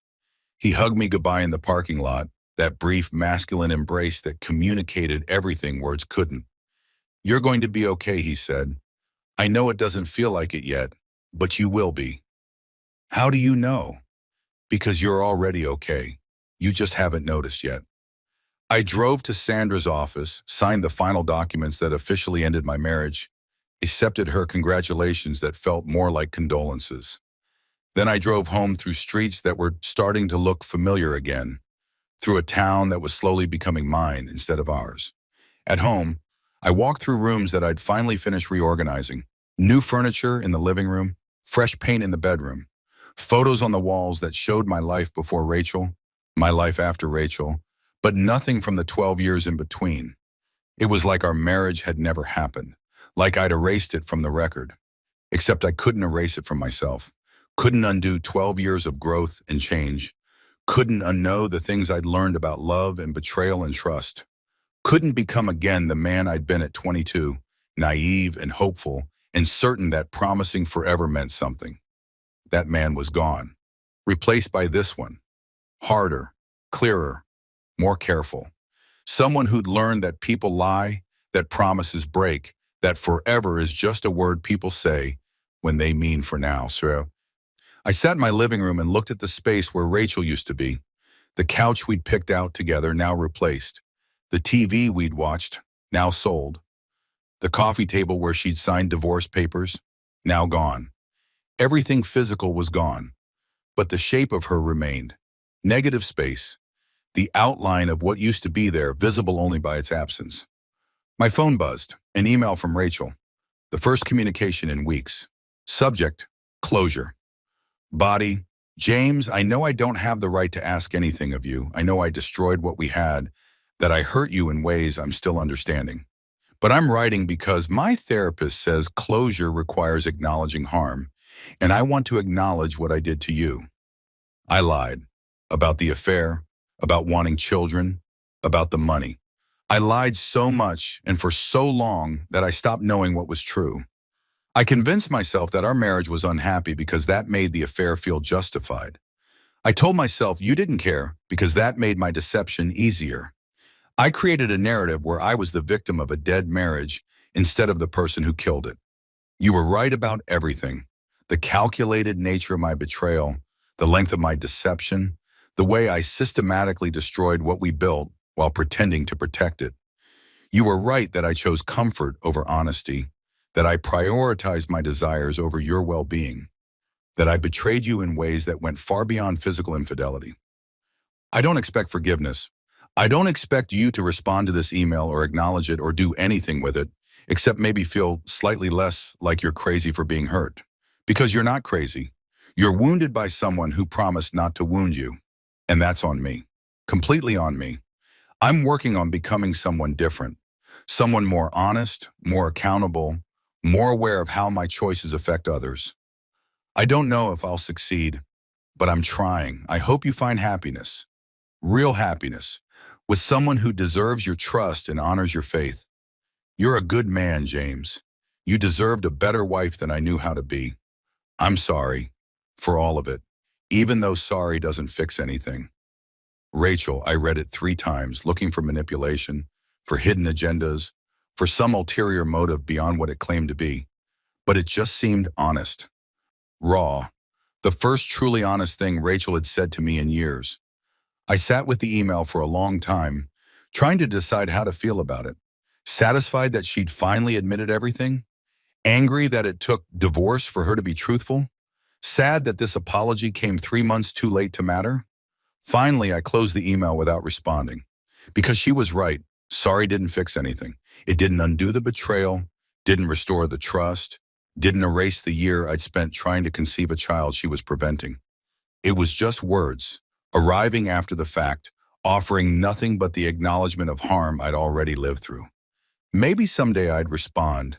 Maybe someday I'd accept her apology, forgive the betrayal, find peace with what happened.